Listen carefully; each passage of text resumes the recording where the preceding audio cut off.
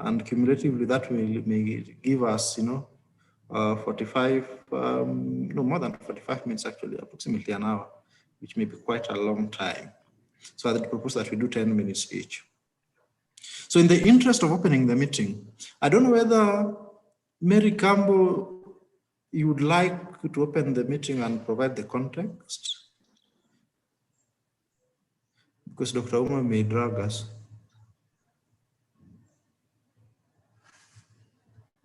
And hopefully it's not been open to the rest of the participants, just us. Mary?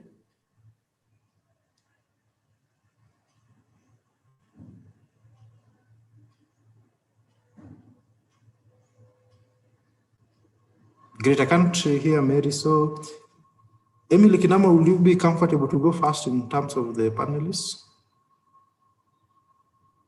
I can do a brief background.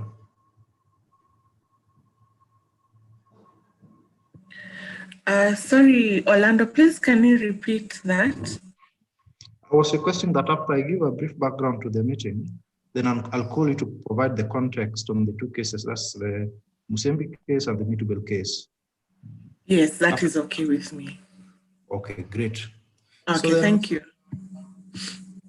I need the person hosting us the other side to confirm whether we can now start.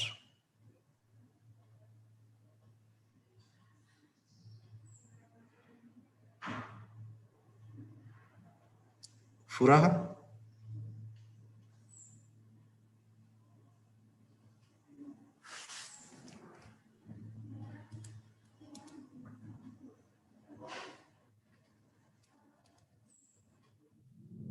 Yes, Sam, we can start. We are live and we're also recording this webinar. So I can start, right? Yes. Well, thank you so much, colleagues, for joining today's conversation. On behalf of the Kenya Human Rights Commission and Pamoja Trust, we take this opportunity to welcome you to this discussion to reflect on the jurisprudence that's coming out from the courts, particularly on the matter of forced evictions. That has been subject to advocacy in the housing, right to housing sector for such a long time. Today, we are joined by a number of colleagues who shall serve as the panelists in today's discussion. We are joined by Ms. Emily Kinama from Katiba Institute, and who has been very instrumental in leading the litigations. We've got Ms. Mary Campbell from the Kenya Human Rights Commission. We've got John Paul Obonyo from Haki Yetu in Mombasa, and who has been working very closely with the coastland sector and state actors. We've got Mr. Joe Muturi, who has been at the forefront of championing alternatives to use to informal settlement upgrading, and they have done a very good job as the Slum Dwellers International in Mukuru. We've got our colleague from the Kenya National Commission of Human Rights, Mr. Cyrus Maweu. We're also joined by our colleague, Ms. Furaha Charu, from the Kenya Human Rights Commission. With us also, we shall be joined in the next 15 minutes with the Honorable Shakil Shaber. And if you remember, Honorable Shakil Shaber has been very instrumental in championing the procedures, eviction and resettlement procedures bill from 2007 that was since then have some provisions put into the Land Laws Amendment Act of 2016.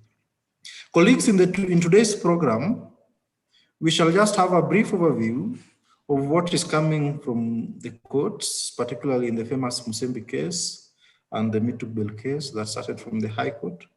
After which, we shall also have a brief reflections on what is happening in the National Assembly that shall be given to us by Honorable Shakil Shaber.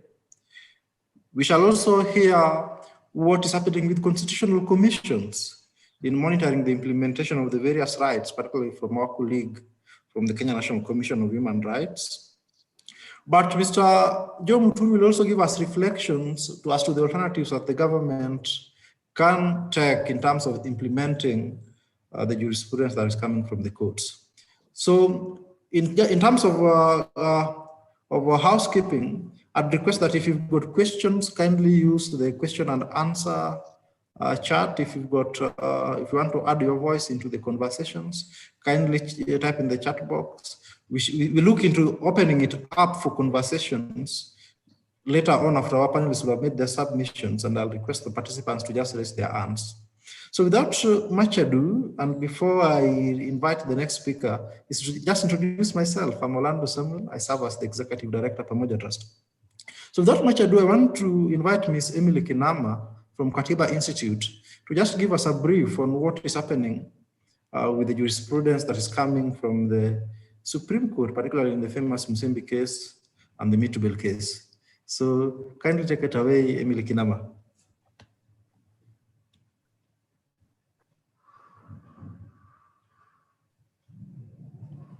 Thank you, Orlando, and thank you again, KHRC. As Mr. Orlando has stated, my name is Emily Kinama. I work for Katiba Institute, and I was fortunate or honored to argue the two cases before the Supreme Court. That is Mitubel Welfare Society versus the Attorney General, and the second case, which is William Musembi and others versus Moi Educational Center and another. I'll start with a disclaimer. Firstly, it's a very short period of time to maybe discuss. 10 minutes might be a bit of a short period of time to be able to discuss what the cases really, or to go in depth into what the cases have really stood out for and what they have brought to the forefront in terms of realizing the right to adequate housing in Kenya. So yes, if within the 10 minutes I'm not able to capture everything, please forgive me, but I know the judgments are available on kenyalaw.org. So for those of you who want to delve into looking and analyzing and critiquing the judgments, they're available at kenyalaw.org. So these cases as well, I'd like to mention the other councils who we worked with closely. These are councils who dedicated their time to do work for the communities. That is Samson Buthia Kinyanjui on behalf of Mitubel and Welfare Society and others, as well as Dudley Ochel. And in William Musembi, we had also Dudley Ochel as well as Bugwa Mureithi, who has been an ardent advocate for communities and human rights issues in Kenya. So yes, I'll start with the case of Mitubel, which was the first case that was decided at the Supreme Court with regards to the right to adequate housing in Kenya.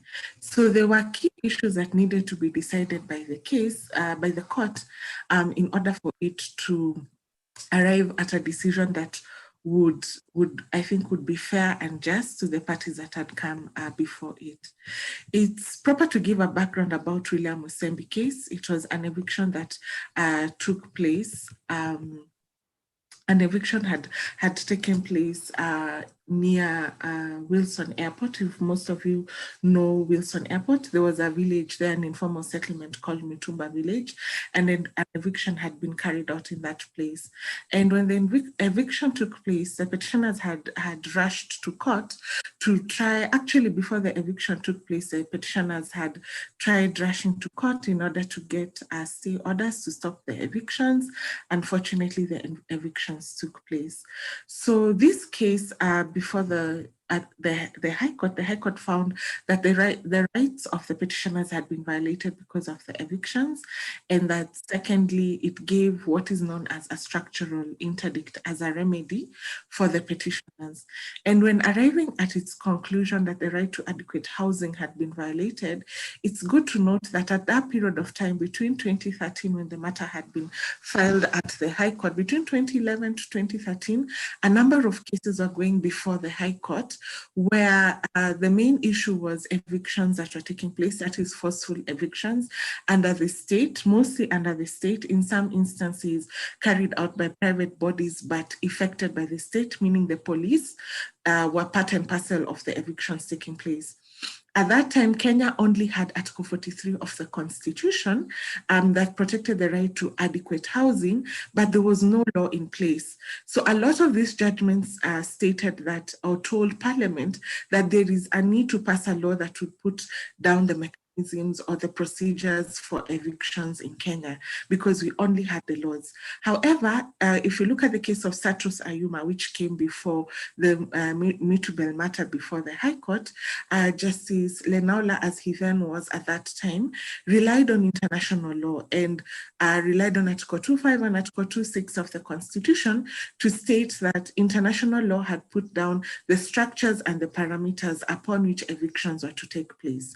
And he relied on General Comment number 7, which provided the UN guidelines on evictions, as well as General Comment number 4, especially General Comment number 7, that provided the nitty-gritties of how evictions should take place. They shouldn't take place in the middle of the night, during the school, when schools are in session, when it's raining, the weather conditions are not good. There should be written notice. Those being affected must be consulted.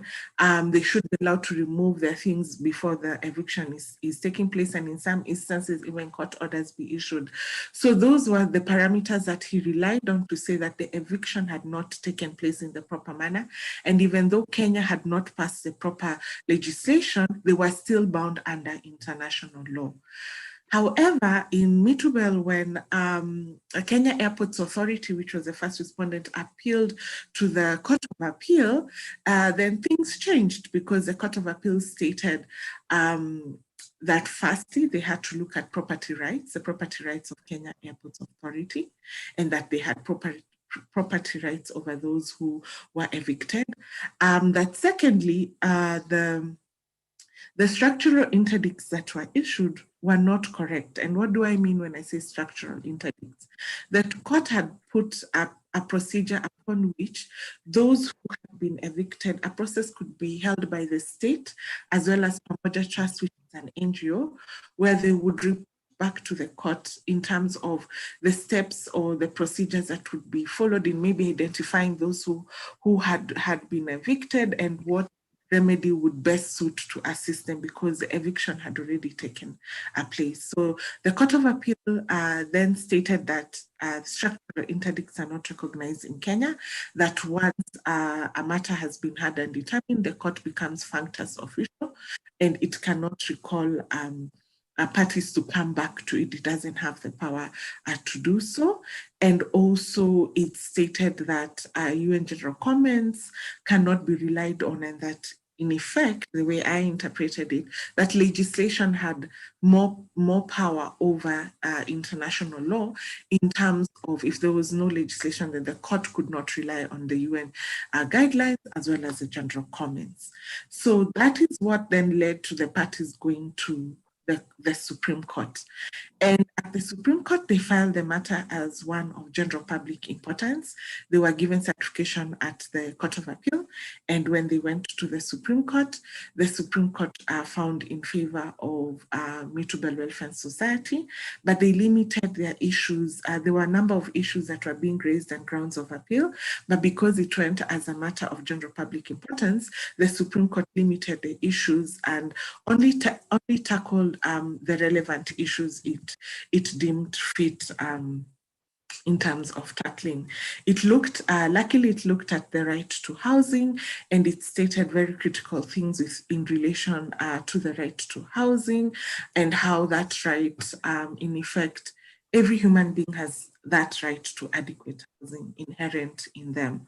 And evictions in and of itself is actually a violation of the right to adequate housing. It also emphasized that the fact that the land was public land brought out a whole new dimension because the state in effect had failed to give these people who are in formal settlement, which is what happens in Kenya land, therefore their eviction without the state even considering where they would go, the state participating in their violent eviction was contrary to Article 43 and as well as their right to dignity.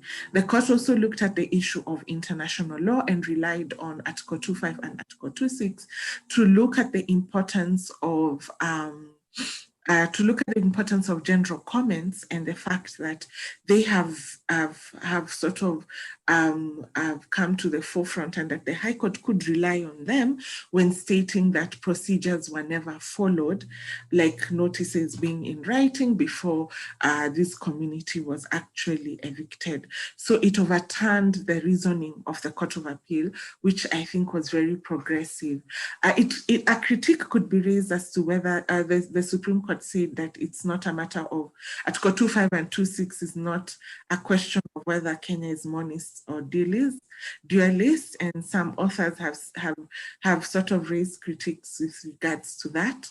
But that it's open. I think that's why we have judgments, and it's good because then you can look at the arguments that have been brought and maybe raise your own critiques towards that. And thirdly, on the issue of structural interdicts, what was very important is that the court stated that the Court of Appeal at that time failed to consider some judgments that were raised by the Supreme Court, which it had already entered into issue of structural interdicts earlier on, such as the case, I think it was the CCK case, they call, the CCK case, where they had actually issued a structural interdict. And so it was a remedy that was necessary for violation to an appropriate remedy for violation of rights, which the court could craft in order to under Article 23 of the Constitution. And more so, I think what is critical is structural remedies, especially on issues related to socioeconomic rights, because socioeconomic rights in and of themselves deal with structural issues that are so serious. They affect the day-to-day life of people. If someone doesn't have water, can they survive? If you don't have a house, in effect, if your socioeconomic rights are violated, it has an impact on so many other rights within the Constitution. So structural interdicts are sort of brought in place under Article 23 to deal with structural problems within society. So I think that was very critical to see how the Supreme Court allowed that a reading of Article 23, which is wide, if you look at the interpretation of including, it's wide enough to include any remedy that the court may fashion. And I would say it also includes a remedy that the parties might not have brought before the court. You need not plead it to get it, because the court has that power in and of itself to issue a remedy that would be good. But one thing the court stated, it stated that bodies that are not state bodies that can't implement, such as in this case, Pamoja Trust, could not be part of those parties that would help assist in realizing this right or finding a remedy, but other state organs which have duties and rules and mandates can participate in this. Maybe I would link this with cases such as Kefa Onjuro and other cases that have been decided in the High Court, where you have instances, bodies such as Kenya National Commission on Human Rights are actually included as part of remedies to assist or come as a buffer between the state and the people in trying to ensure that proper remedies are upheld in terms of rights. So that can be one interesting thing to consider. Then next is the case of William Musembi. That was the latest case that was delivered. So William Musembi is interesting because at the Court of Appeal in William Musembi, again, this was an eviction that took place and it affected the rights of, maybe I'd ask I think I've used 10 minutes. So if I may just ask for 5 minutes to sort of wind up. Emily, we shall add you 10 more minutes so that then you put the context for purposes of discussion. Yes, thank you. Okay, thank you. I wanted to rush through the other one so that at least I cover, I try cover this second, or rather the second case, which is William Musembi. So yes, maybe to wind up in terms of Me2Bell, what was critical as well was that the court stated that the right to housing is not attached to someone having a title to land. It's not. The very essence of having or recognizing the right to housing, most of these people in informal settlements, unfortunately, do not have title to land. However, it doesn't mean that they are deprived of their right to adequate housing. And a constant reminder, I think, is that by the very essence, the court said the right to housing, especially over public land, it crystallized by virtue of a long period of time within which these people had settled or established their homes and their family in this land, and that the state had a duty to see, even if you were to remove them, there needed to be proper steps and procedures and processes of undertaking that, and failure of which you violate the right to housing. So in essence, the right to housing moves beyond the yes. So the right to housing must actually be considered in that context, and also considering that the right to housing moves beyond the four walls and a roof. You know, it's not just the structure itself, but do not evict people. I think that was also highly brought out in the case of William Musembi, if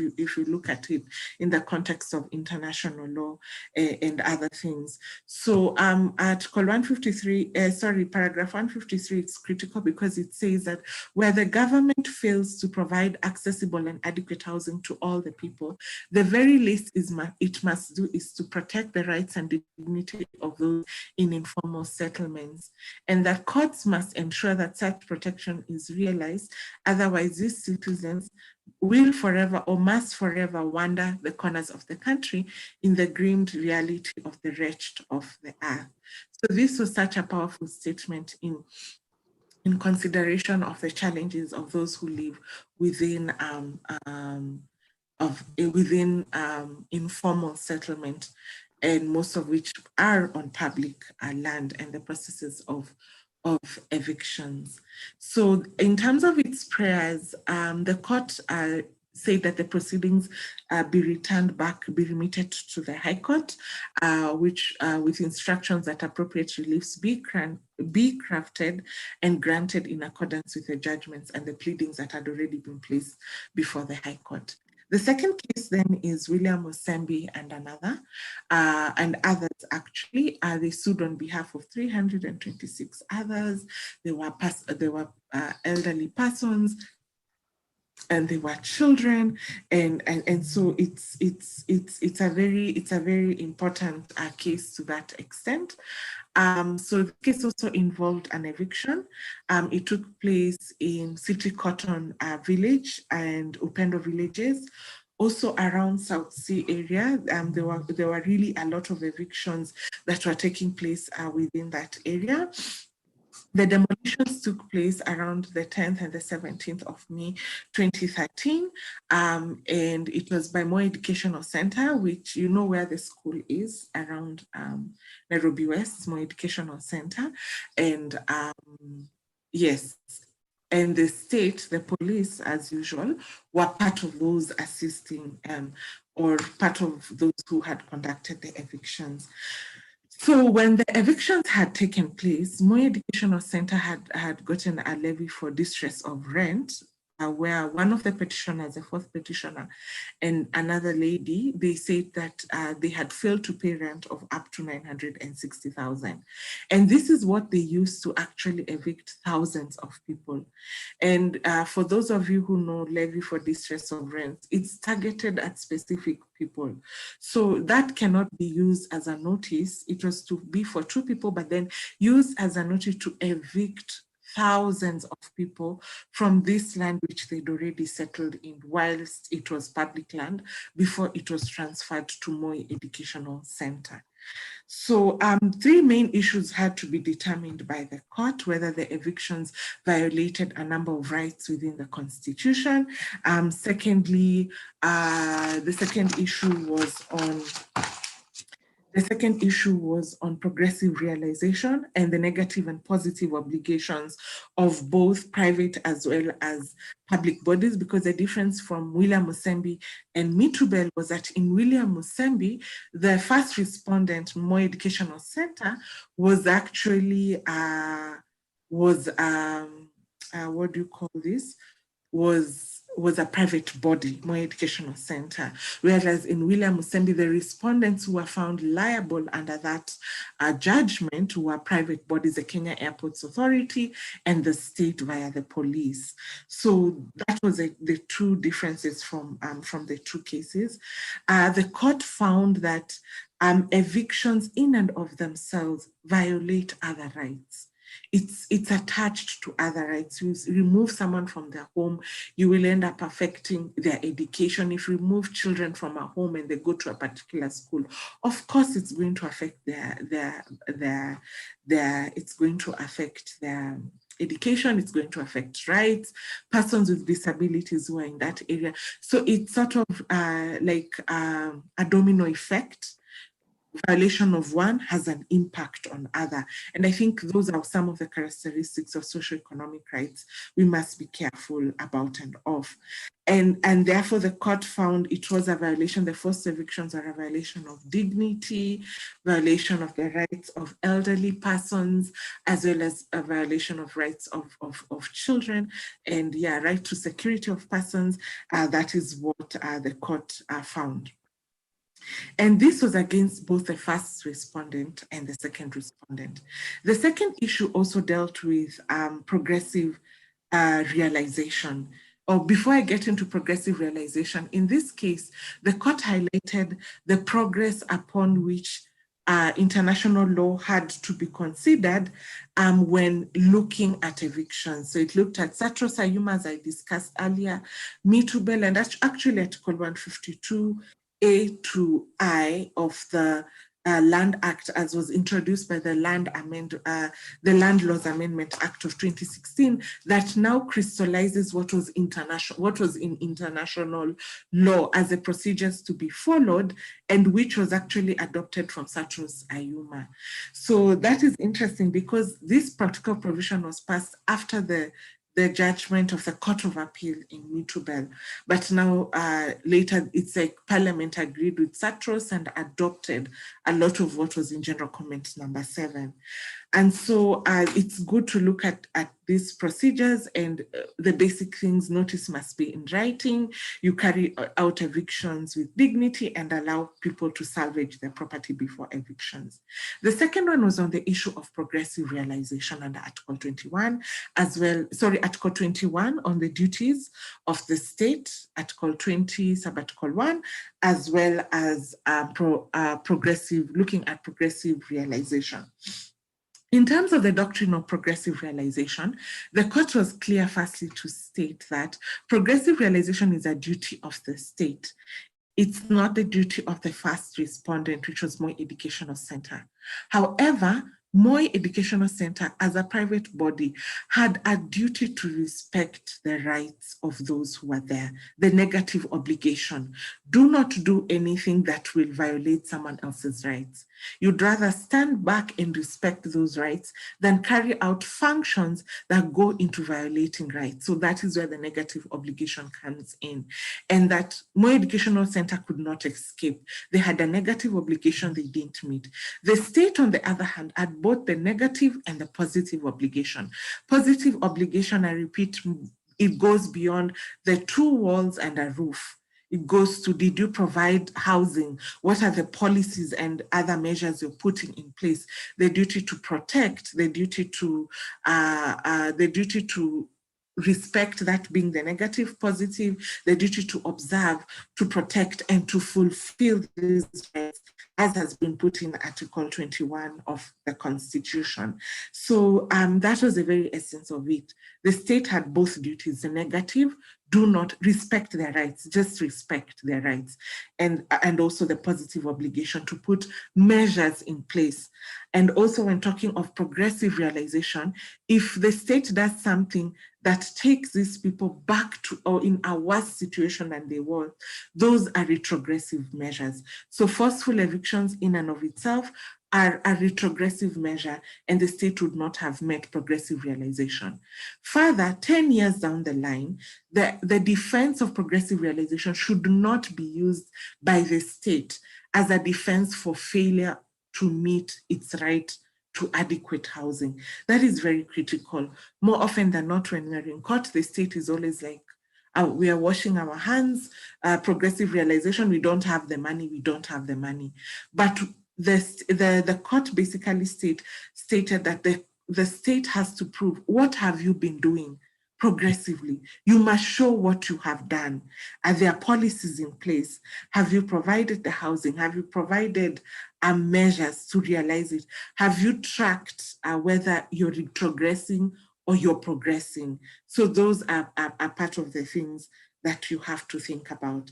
And finally, under remedies, what the court looked at was a payment of damages for constitutional violations, which the Court of Appeal, I would say the Court of Appeal did a good job. First, it criticized Mitubel to its counterparts in Mitubel Court of Appeal to the extent that they didn't even find the dignity of those that were evicted in Mitubel was violated by the forceful evictions. Secondly, it did realize that there was a violation of rights that took place.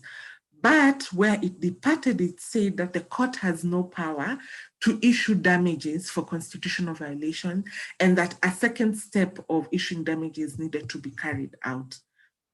The Supreme Court did not agree with the Court of Appeal to the extent that it stated that the Court of Appeal had enough and sufficient evidence before it to see whether A, there was a violation of rights, and B, to arrive at a conclusion on the calculation or its discretion to arrive at a payment of damages or compensation for violation of rights, which is very difficult. The Supreme Court said is very different from where you have specific damages, where you can show my pen has been stolen, I bought the pen for 5 shillings, return for me my 5 shillings. And with informal settlements, this is very critical, because when an eviction takes place, how do you quantify dignity? How do you quantify violation of security of the person? How do you quantify violation of the right to housing? I remember we argued in our submissions that by you requesting someone in the informal settlement who maybe has undergone poverty to quantify what they've lost, it's like you're indignifying them further. Quantify how much was it to use maybe a piece of paper as your window. In and of itself, that is just indignifying someone further. And the court said arriving at this conclusion of constitutional damages can be done within the same case, and that it is not a mathematical formula. Sometimes you look at what others have arrived at in the same instance. I remember at that same time, Ibrahim Sangor, where there was an eviction of people took place, the amount was around 100,000 that was issued for evictions. So, and in this particular instance, they agreed with the High Court, and the High Court had quantified damages against Moi Educational Center at 150,000 shillings and against the state for 100,000 shillings for each of the petitioners who were listed, as well as the 326 who were identifiable from the affidavit. So that is it, I think, because of time. I will leave it at that, Mr. Orlando, and hopefully I have set the foundation. There might be a lot to discuss that I might not have covered, but please pardon me, and I'll open it up maybe to the other panelists who will definitely add on to what I might have said or forgotten to say. Thank you very much. Thank you so much, Emily, for that wonderful in-depth reflections on the Mitubel case and the William Musembi case. And you've created a basis in which I think Cyrus Maweu will come in, particularly on the structural interdict that is vested upon the constitutional commissions. And I remember the Kenya National Commission of Human Rights has done quite a lot of work in Soweto East Zone A, but particularly in some of these litigations, and actually also trying to address forced evictions that are aligned to infrastructure. And Mr. Maweu, perhaps you can share with us your reflections as a constitutional commission on what your opinion would be on the structure as a remedy, because technically, from what is coming from the Supreme Court, non-governmental organizations, perhaps private persons, then are not state organs who are to monitor, the implementation of court, judgments. Thank you so much, Cyrus. Kindly take it away. Thank you very much, Mr. Orlando. I once again appreciate you and the KHRC for organizing this webinar. I will pick from where Ms. Kinama has left, and permit me to just point out that I've had the privilege of appearing, although in different capacities, with Ms. Kinama in a number of public interest litigation cases. And I'm happy that we are sharing this forum on matters that we've also canvassed at the High Court, especially where we've handled cases related to matters evictions. Permit me to just briefly, before I go into my core discussion, introduce the Kenya National Commission on Human Rights for the benefit of everyone. It's a national human rights institution whose mandate is primarily the protection and promotion of human rights within the country. And these we do through a number of functions that include, but are not limited to, receiving and processing complaints on human rights violations and taking appropriate steps to secure redress where violations are disclosed or confirmed to have happened. That we do through a number of things that include public interest litigation, and that is where I've had the opportunity to engage a bit in detail with matters that concern the right to housing and what the obligations of the government are. Now, in moving to the discussion of the day,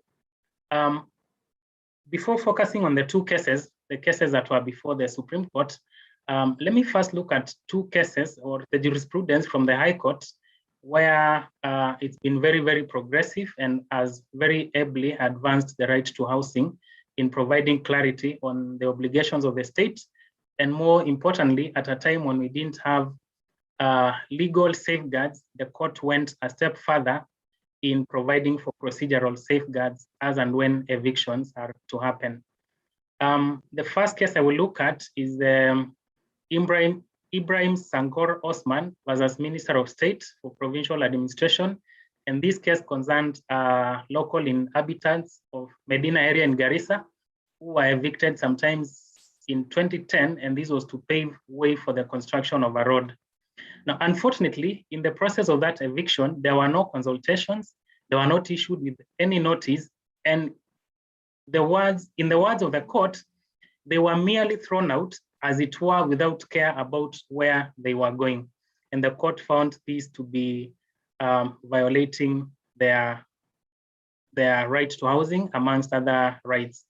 The court, especially in pronouncing itself on the right to information, was very categorical that even these evictees were entitled to information, but in those processes where the construction of the road was being discussed, they were snubbed. And then as a compensation or to remedy the violations that were disclosed, the court awarded each of them the amount of Kenya shillings 200,000, and they ordered the evictees to return them to the suit land and construct reasonable and alternative accommodation.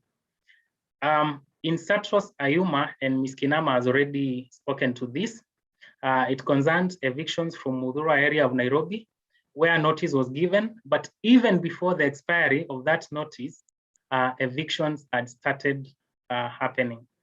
Now, why this case is very, very important, it's because the court acknowledged, and this Ms. Kinama has already spoken to, that the right to housing is way beyond the mere four walls. It goes into such things as the security of tenure, the basic services and infrastructure that is necessary for human habitation, the question of affordability and accessibility, amongst other issues.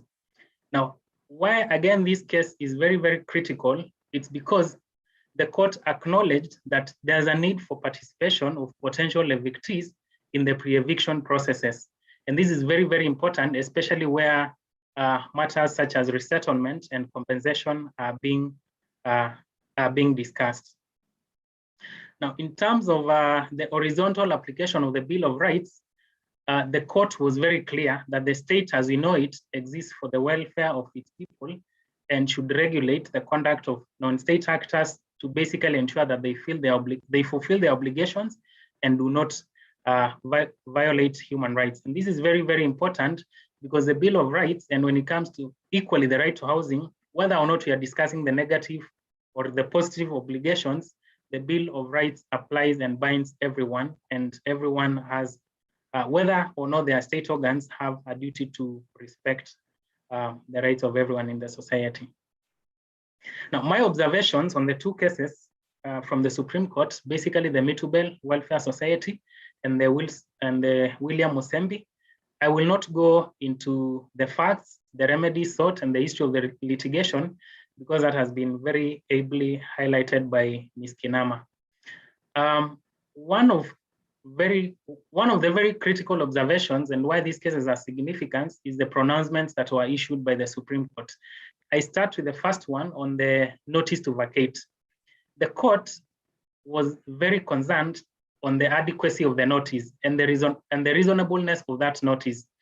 This notice was issued on 15th September and was giving the residents, the local residents, 7 days within which to vacate. In the findings of the court, whether, okay, this had been termed as a reminder notice, but in the history of the litigation, there was no evidence, there was no indication that the residents had been given prior notice. And in the findings of the court, this was unreasonable, unconscionable, and unconstitutional. So this is very, very important. And if you look at it even practically, where within Nairobi would you get alternative accommodation within 7 days? And even if you are to get a different house, how practical is it to move houses within such a very short duration of time? So the Supreme Court distilled 4 points that guided its analysis, and this is at paragraph 115 of its judgment. The first one, which is very, very critical, is a place of structural interdicts, the applicability of international law in general and international human rights in particular, and that was discussed as against our Article 2.5 and 2.6 of the Constitution, and the extent to which guidelines, including the general comments, apply in our Kenyan context. And finally, the court addressed itself to the circumstances under which a right to housing accrue. Now, on the first point, which is what you requested me to focus a lot of my time and energy on, the court was very, very clear that our legal system contemplate the application of structural interdicts. And this was as against some of the arguments that had been advanced by the respondents that after a court has rendered its decision, it doesn't have any more powers to engage in that matter. So in its interpretation of Article 23, sub-article 3, the Supreme Court was very clear that the remedies provided for under that sub-article are not exclusive or exhaustive. And the court has an obligation to fashion a remedy that addresses the violation in question and also does justice to the case that is presented before it. And this is very, very important in that over and above what Article 23, sub-article 3 provides, and over and above what the parties are asking the court to do, then the courts have that wide discretion in fashioning what would be an appropriate remedy. The court went further at, I believe, paragraph 152 of its judgment to give a threshold for those measures to be effective. And the court said they have to be specific, they have to be appropriate, they have to be clear, and they have to be effective and directed at the parties to the suit or any other state agency that has a constitutional or statutory mandate to enforce the orders of the court. Again, this is very, very critical, especially when we discuss matters access to justice, because over and above access to the physical or that justice mechanism or forum, parties are more interested in how effective will those remedies be in terms of addressing the violations that they've been subjected to and the violations that make them seek remedy from the court. Ms. Kinama has very ably discussed the applicability of international law. So I will not go into that, but I will just highlight especially the place of the other international guidelines, also the general comments, especially general comment number 7 on the right to housing and evictions. And this was very, very exhaustively discussed in the Satros Ayuma case and informed the amendments to the Land Act, and most of these were incorporated as procedural safeguards to the right to housing, especially when it comes to evictions. The court finally addressed itself to the right to housing, and it was very, very clear that at the very least, especially where the state has failed in providing the right to housing or securing the right to housing, the very least that it can do is to ensure that it does not allow for violations to occur. And the court also addressed itself, and this is very also evident in the William Musembi case, to the question or the difference between the right to housing and the question of ownership, in that evictees have a right to challenge eviction whether or not they own the land in question. So the question of ownership is immaterial to the procedural safeguards when it comes to evictions. Finally, and in the interest of time, in the William Musembi case, there was a question of the negative vis-a-vis the positive obligations and who has a duty to do what when it comes to the rights under the Bill of Rights. But I am happy that even with the distinction, the court appreciated that private individuals are equally bound by the Bill of Rights. Now, why is this jurisprudence important as I finalize? One, it's because it's provided very clear guidelines on what procedural safeguards have to be resorted to as and when evictions are inevitable. And this doesn't matter the categorization of the land, whether it's private land or public land, as it happened in the Mitubel and the William Musembi cases, respectively, where William Musembi concerned private ownership of land. Significantly, the jurisprudence affirms that private entities are bound by those procedural safeguards as were given by the courts, both the High Court and the Supreme Court.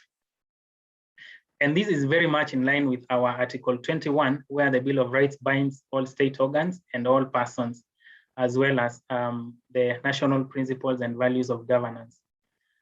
A third significance is that this jurisprudence has widened the scope of access to justice, especially by affirming the doctrine of structural interdicts and the non-exhaustive nature of the remedies that a trial court can provide to vindicate human rights violations, and the threshold for those measures to be considered effective has been very, very well clarified.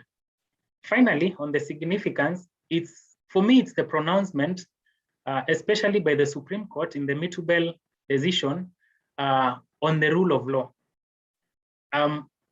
Sadly, the Mitubel evictions, the evictions in that case had happened at a time when there was a court order against their happening. And the Supreme Court was very, very clear in paragraph 156 that actions by state organs that are carried out in disregard to court orders do undermine our constitutional order, more so if they result in the violation of the citizen's right. The Supreme Court went ahead and stated that if a trial court is so moved, there is no reason why it cannot grant relief to the aggrieved. And this is very, very important articulation of importance of the rule of law. Now, if you permit me 5 more minutes to just highlight the way forward from where I sit. It's right, sir. Kindly proceed. Thank you very much for your kindness. One of the things that we very, very importantly and very urgently need to discuss and have a discourse about around is what law or policy interventions we need to exhaustively deal with the matter of evictions, the right to housing, and resettlement. There is need for sustained advocacy for this law. And if you look at the thinking of the Supreme Court in the William Musembi, it seems to provide guidance. It seems to point us on some of the efforts that have been taken, although those efforts have not been very, very successful. In that case, the Supreme Court took cognizance of the Eviction and Resettlement Procedures Bill, and I'm happy Honorable Shabir will be discussing that in a moment. The Supreme Court also was alive to the Preservation of Human Dignity and Enforcement of Social Rights Bill, and these have not progressed towards enactment. Again, the Supreme Court was very clear on structural interdicts. And just to share briefly our experience, we've been on, I think, 3 occasions, we've been privileged to get orders from the court with a request or with an order, and court orders are never requests. But the court has previously ordered us as an NHRI to carry out certain functions, basically to ensure that human rights are realized. In the Soweto, the Kibera slum upgrading project, I believe that was petition 305 of 205, the court issued a structural interdict and directed the Kenya National Commission on Human Rights to oversee the issuance of the houses to ensure that only the rightful beneficiaries got those houses. And this was informed by allegations in the petition before the High Court that there were plans to corruptly or in a fraudulent manner disenfranchise or give houses to those who did not deserve. So the court issued that, and we were very, very critical in overseeing the implementation, and we later filed our report with the High Court. Again, from what we've observed in the history of this litigation, strategic litigation, and especially when it comes to matters of a public interest nature, is inevitable. So parties have to consult widely, and in appropriate cases, guide the court on which agency is better suited to oversee enforcement, and these will be informed by the respective mandates of those organizations. Again, monitoring and reporting on level of compliance with rights is very, very important for us as NHRI and even for the civil society. From time to time, we do reports, especially to the reporting mechanisms and the international conventions to which we are parties as a country. And it's very, very important to bring out some of these, especially failures or weaknesses in realization of these rights. Again, and maybe I will stop at this, it's very, very important to address the question of the rule of law, compliance with court decisions. This is a discussion that we must and we need to have as a country. It is not so enjoyous for litigants to approach courts, go all the way, and be unable to enjoy the fruits of their judgment. And I refer to what the Supreme Court had said, and especially where evictions are happening as against court orders. The question of titling to land, this is quite problematic, and it's something that we need to discuss. And finally, and I will stop by posing these as food for thought, is it time to recognize informal settlements as communities and bring them under the purview of registration for purposes of securing their land tenure rights? This has been argued in different forums. It's time to also reconsider it. I wish to stop at that in the interest of time. If the opportunity provides itself for any further clarification, I'd be very happy to do that. Thank you very much, Mr. Alan. Back to you. Thank you so much, Cyrus. And I agree with you. You raise very pertinent issues, particularly which I know Honorable Shakil shall deal with, based on his experience on pushing through a legislation on eviction and settlement procedures bill as a way of breathing life into the jurisprudence that is emerging from the courts. So in that breath, colleagues, you would allow me to welcome Honorable Shakil, and as he comes on board, I'd request that we kindly raise our questions in the question and answer section but also in the chat box that we may use to introduce ourselves, but also add our voices to the conversation.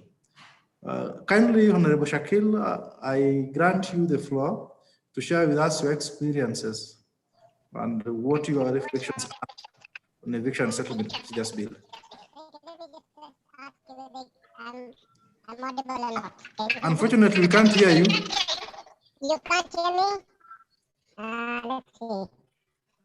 You should be able to hear me now. You can't hear me? Fura, if you can assist us. Can you not hear me? I should be there. Hello? I don't know whether you've logged in. Can you hear me? No, we You've can't logged hear into you. device. But I can hear everything. I think you've logged in with two devices. If you perhaps try with just one device. Because initially during the introductions, we got you so well. Honorable Shakil, you can leave the meeting and try to join if you have connectivity challenges. You can just try leave and then rejoin.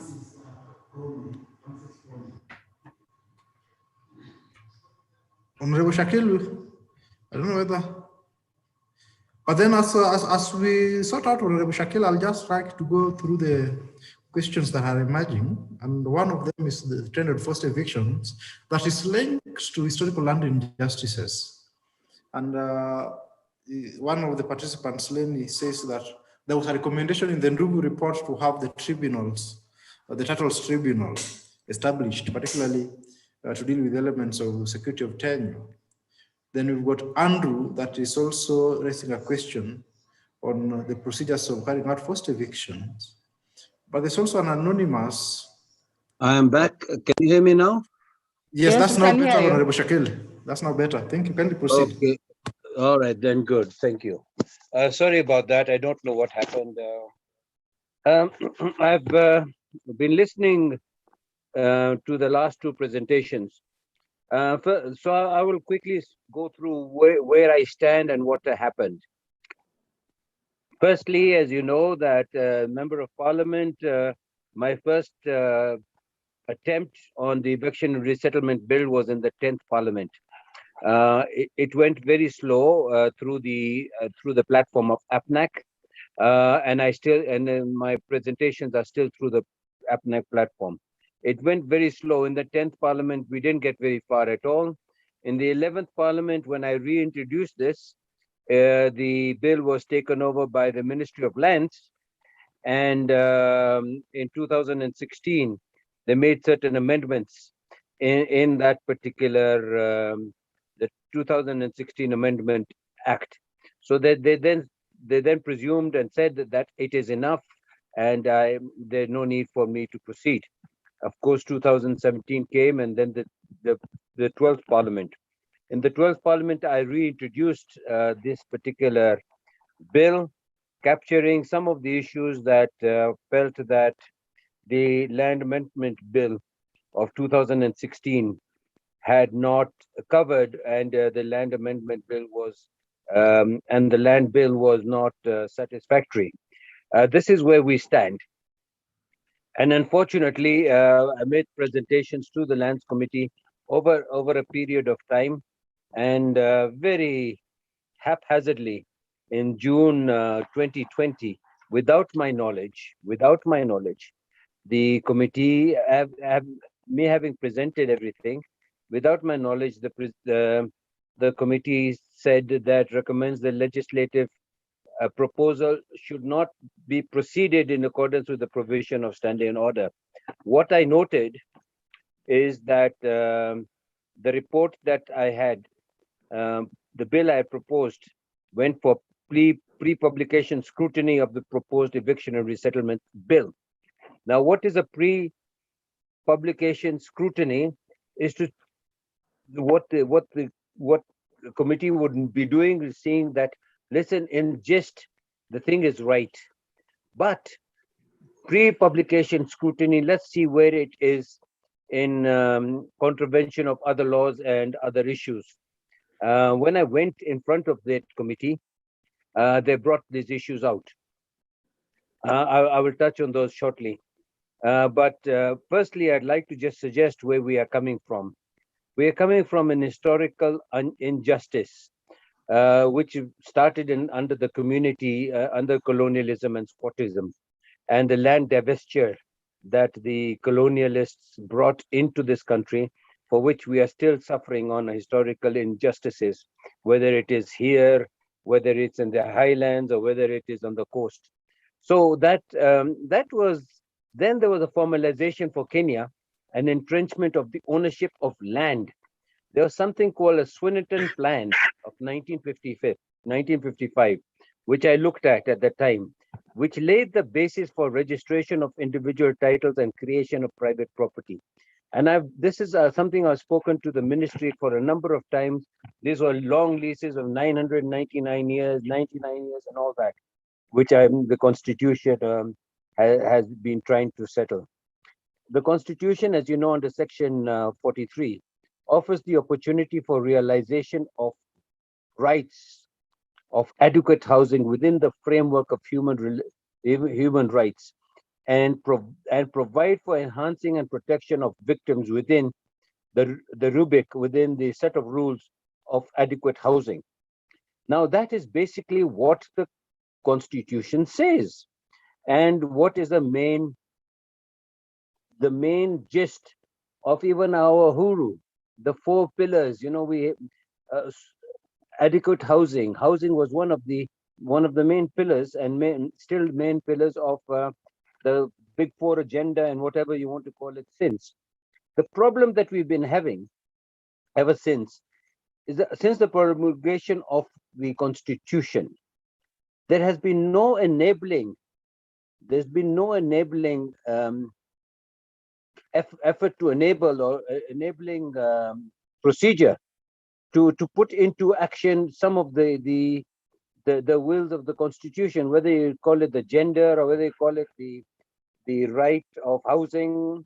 The reason I find that this is the case is because we are stuck in the colonialist, or in the old capitalist environment, where right to ownership of land, the right to capital, is one of the basic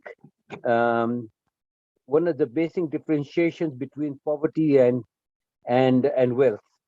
And of course, nobody who has land would like to lose that particular type of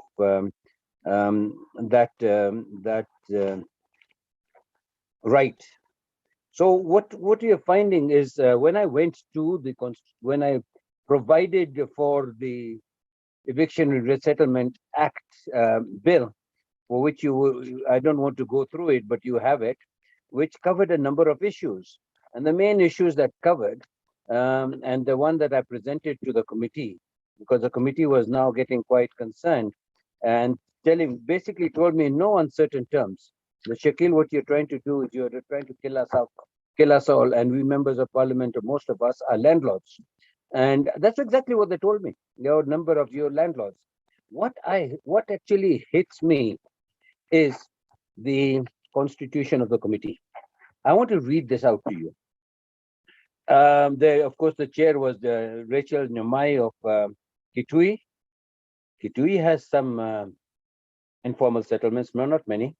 Then Kihara Nivasha, informal settlements. Ali Bogo, Kisioni, definitely a problem, informal settlements and victims of eviction. Babu Owino and Bakasi, victims of, these are people I expected to support me. Kinjuri Bahati, Mishi Mboko, Likoni, again, Laikipia, the White Highlands, Omar Muini, Changamwe, George Olada, Makadara, the Kijado West, of course, maybe not so much, Embu, not so much, Tigania, no, Kilifi, Oban Baya, Kilifi, Riru, again, Teddy Mwambiri, Ganzi. So when I went in front of the committee, I was shocked that these same members whose voters are probably the most affected by possible evictions were not vocal, and they seem to have been beholden to the opinion that was taken by the state, so to say. So when I went in front of that committee, and it is important that I say this, I made provision to safeguard adequate and reasonable notice to be given to would-be evictees before the eviction, that a court officer and a government responsibility representative should be present during discourse of eviction. The evictee should be informed of the purpose of the land in question to be used prior to the eviction. Those carrying out the eviction should be properly identify themselves to the evictees and the affected community. The eviction should not take place during bad weather or at night unless with the consent of the affected persons. Legal aid should be available whoever might need it as a result of eviction. The affected person should not be rendered homeless and vulnerable as a result of the eviction, and adequate compensation should be provided for the evictees. That caused a lot of problems. But then I went to assure the committee that my proposal did not cater for habitual squatters, but rather for persons who have inhabited a piece of land over a considerable period of time. And there is where I was told, well, they should apply for adverse possession. So that is where we are. I found a lot of opposition, a lot of headwinds. And I realized one thing, that although the Constitution and the Section 43 offers the opportunity for realization of rights of adequate housing within the framework of human rights, there is no there's no will to implement. There are no legislative or regulations, not legislative, no regulations to put the Constitution into action. So the situation as I see it is this: the Ministry of Land keeps telling me that under the Land Act, they've covered most of these things, eviction, settlements, etc., etc. They've covered everything. But the fact is, whether they're covered in the new amendment, the issue is it has not been implemented. It has not even been put into action. What's the word for it? It's we have a, it's not. They said regulations are to be put to further. The regulations should be put forward. So what I've been hearing from my other presenters is the court has said this, the court has said that, the court has said this. But in fact, you see, the government or the executive, it is their responsibility to put into effect the rights and responsibilities of the Constitution, which they have not. So putting this, except the provision, no orders can be issued. One of the biggest problems they were saying is under Section 23 of my proposal, which said, basically, we're touching very innocently on something very simple that provides that the national, that's 23 of mine, which said that Section 20, where is it? Section 20 provides that eviction should not render a person homeless. And this clause provides that no order for eviction from public or community land should be granted when it is clear to the court that such an order would result in rendering a person affected by evictions homeless. You know what they told me? You cannot have that because it's against the Constitution, against the other act. And you cannot order the court to do you're entering into something that the court you cannot tell the court what to do. You are affecting the rights of the court. So that is where it was thrown out. However, like the information freedom to information, there we are not going to be we should not lose hope. Already I'm proposing trying to work out a situation where either we represent that bill now or in the 13th Parliament. Basically, what I realized and what I realized some time ago, that this issue is revolutionary. You know, what we are talking about, we are trying to break the system of ownership of land, ownership. The rights-based approach, and I've been doing some reading, is totally against the capitalist ideology. And it's very much in the rights of the socialists, where we're like Tanzania and wherever. So you cannot, and it's in subordination of the property rights regime. Yeah.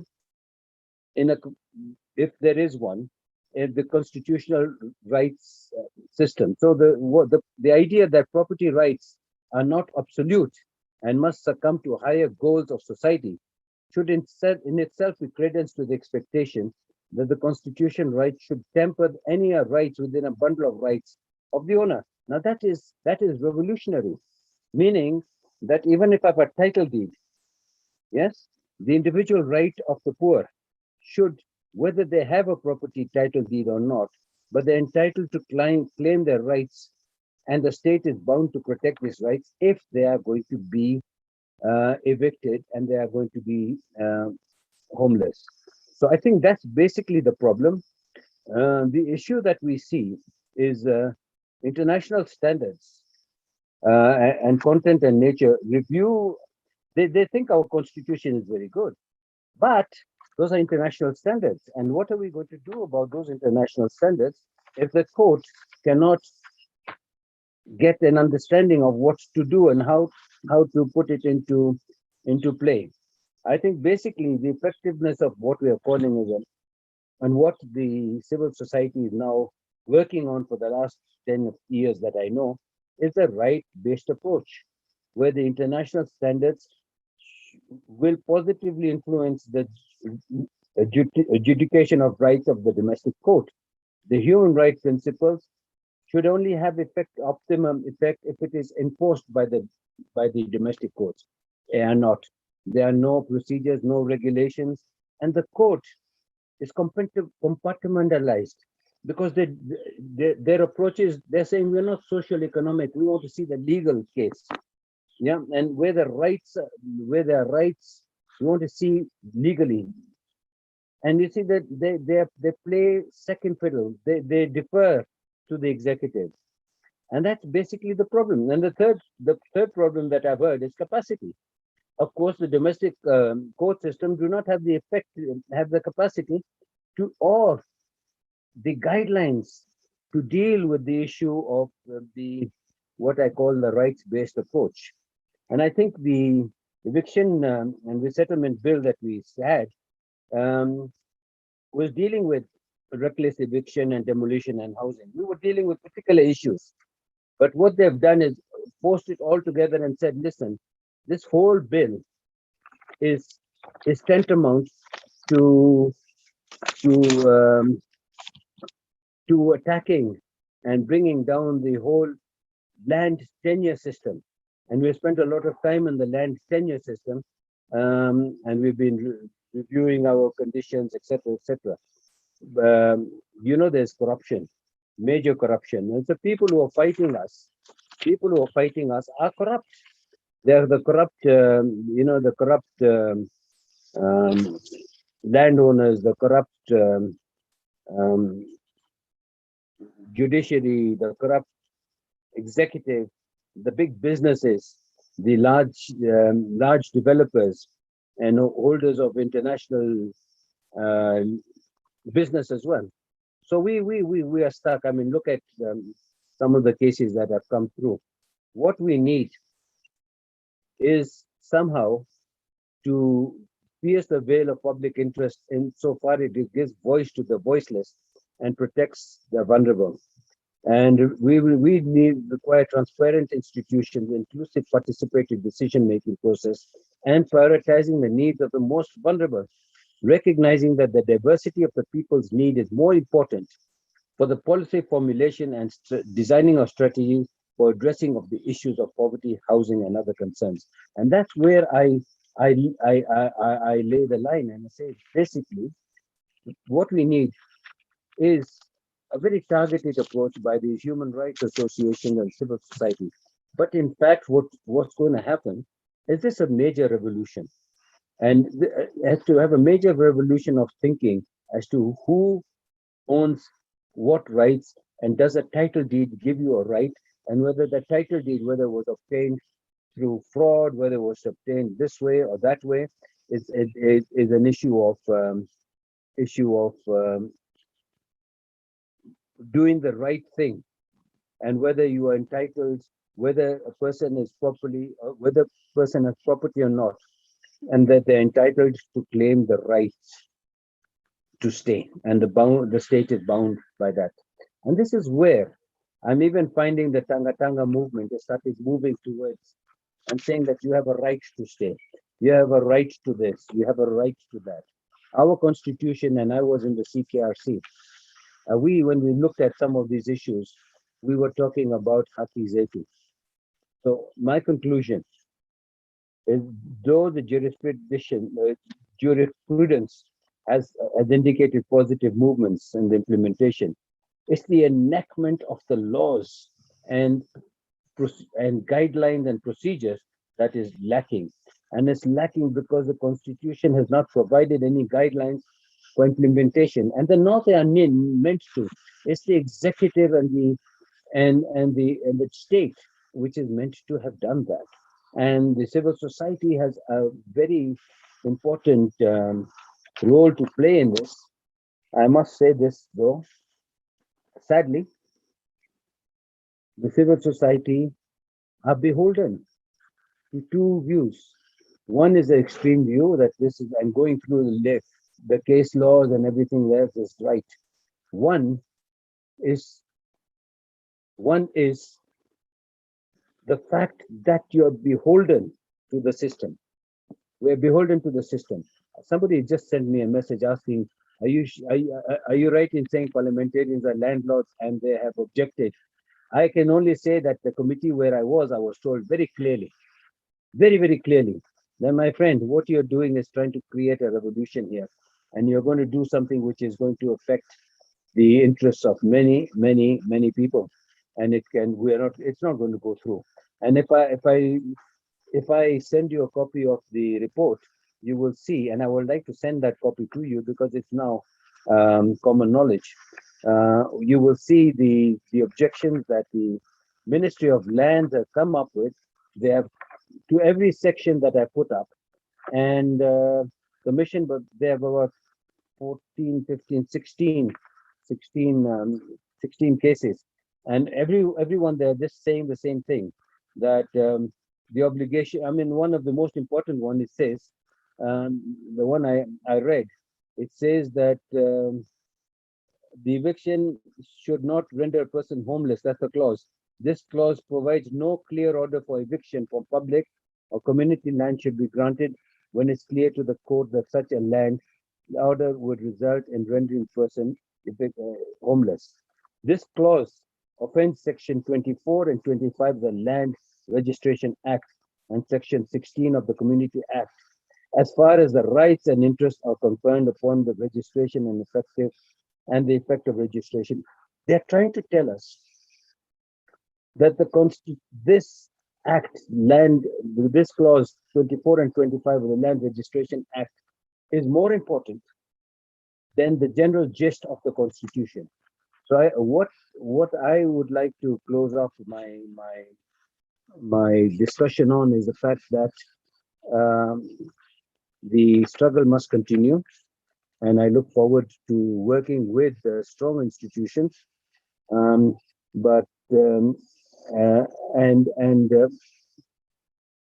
Those of us who want to fight this, we are left. I mean, me and myself, I was just left. I was in the deep. Other than just a touch or two with the one or two civil society organizations which I met,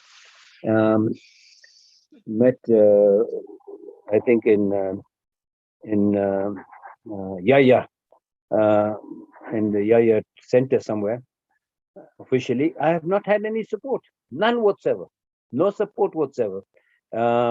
We've tried to talk to people, of course.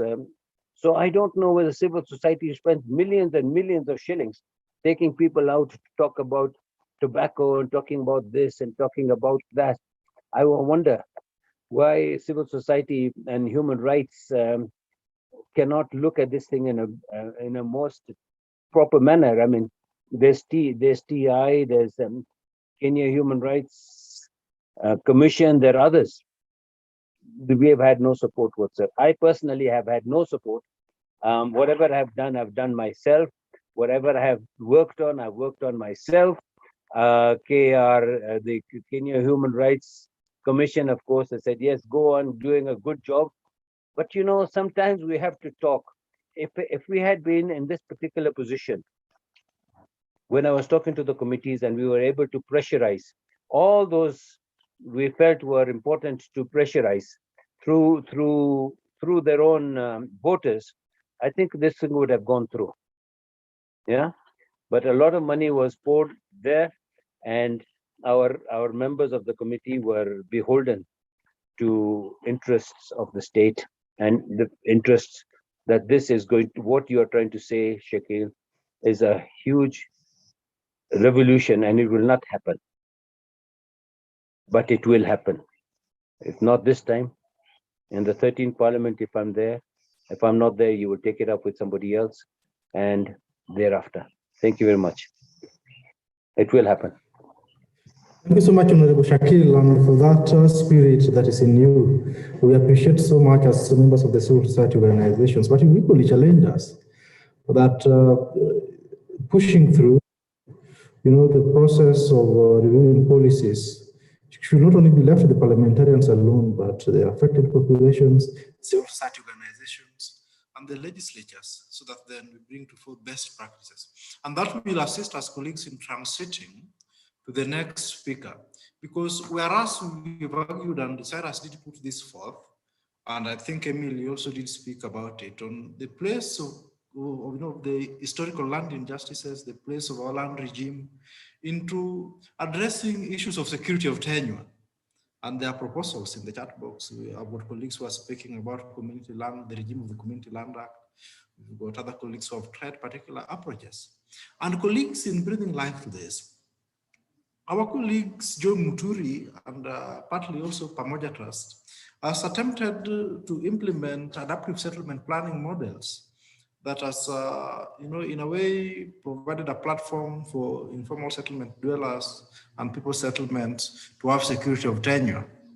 And Joe, if you may allow me, I would like to invite you to briefly share your experience in Mukuru. And in sharing your experience in Mukuru, link this experience to what Honorable Shakil has spoken about, particularly on having a policy framework that is speaking to the process of carrying out humane forced eviction and resettlement, because evictions without resettlement is inhuman. There must be an alternative. And I think that's one of the critiques that we've consistently given to the Landlords Amendment Act of 2016. So Joe, kindly take it away and share with us your experiences in Mukuru. Thank you. Thank you. I hope you can hear me. First of all, is to thank you for the invite. My name is Joe Muturi. I'm the current chair of the SDI Global. So before I go and share the experience, is to also appreciate Pamoja and also appreciate Katiba. I think some of us who have been involved in Mutumba, especially in the early 2000s in terms of organizing, I think it's to appreciate you that you didn't drop the ball. And I think most of us, the other thing also to note, and this was very conspicuous, is how even that ruling, which was a very landmark ruling, we wonder how it didn't make in the front pages of our dailies. So for us, was it a coincidence? We don't think so. Because I think with that ruling, number one, it could have served notice to anybody who is thinking about evicting poor communities. They should think twice. And I think it should be also, it gives hope to communities who have cases in our in our legal system. And I think it also restores some level of confidence and trust in our judicial systems. And I think the other thing, if you look at also if you look at that ruling, one of the things that is very clear in our republic is that we have two sets of law. One works for the rich and one for the poor. And I think it hasn't gone really in a way of the poor people. So, and if you look at the evictions which are happening now, and I think in our early days of organizing, we used to fight against land grabbers, private developers, but we are seeing a new level of evictions. We are seeing a level of impunity that we have never seen before in terms of state agencies, state corporations. You remember the recent case, if you go to Kibos in Kisumu, if you go to Kariobangi, if you go to Ruai, these things are happening, they are live, and we thought that's something that was in the past. So there are also other forms of evictions which are coming from the climate change. If you go to Nakuru, the lake is now swallowing almost the entire Nakuru. One of the things that one of the panelists talked about, I think it was Emily, we need to look at the issues of evictions just beyond the housing. I think it goes beyond that. It loses, number one, people who are evicted, it also goes with other rights. The rights to housing, the rights to food, the rights to education, the rights to health. And one of the things that we also need to ask ourselves in terms of even what this landmark ruling has done is compensation enough? Because we have seen cases where when people lose their livelihoods, in some instances, they get something as little as 20,000 shillings, which is called, I think it's something called a disturbance allowance. So even if you look and you quantify all these or whatever each individual is going to get, is it enough to compensate that loss of livelihood? So that's a question that we need to ask. The other thing I think is also initially, most of the cases that were in our courts of law, especially which were presented by people living in formal settlements, number one, for us, we didn't believe that poor people can get any form of justice in our legal systems. And the strategy we used and we continue to use is the orders we get, whether they are stay orders, they just buy us time to continue the organizing. And I think even as we celebrate the ruling, we also don't forget the role that community organizing has done, because we think the first line of defense for any evictions should be the community itself. I think the legal system, the lawyers will buy us time to get organized, to get mobilized, and to start looking for other alternatives.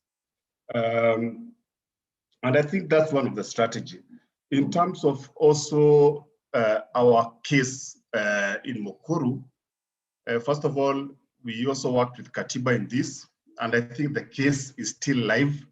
We went beyond just stopping the evictions. And when we got the conservatory orders to state that nobody should be evicted, we now started a process of ground swelling, a process of community organizing. We also started looking for alternatives. One of the things also we need to ask ourselves is giving communities titles a solution to evictions. Case studies, I think, have proved otherwise. We don't think titling should be the way to go. And for us, the way to go has always been to address the issues of housing, affordable housing, adequate housing, housing that meets the needs and the basic human rights, properly planned.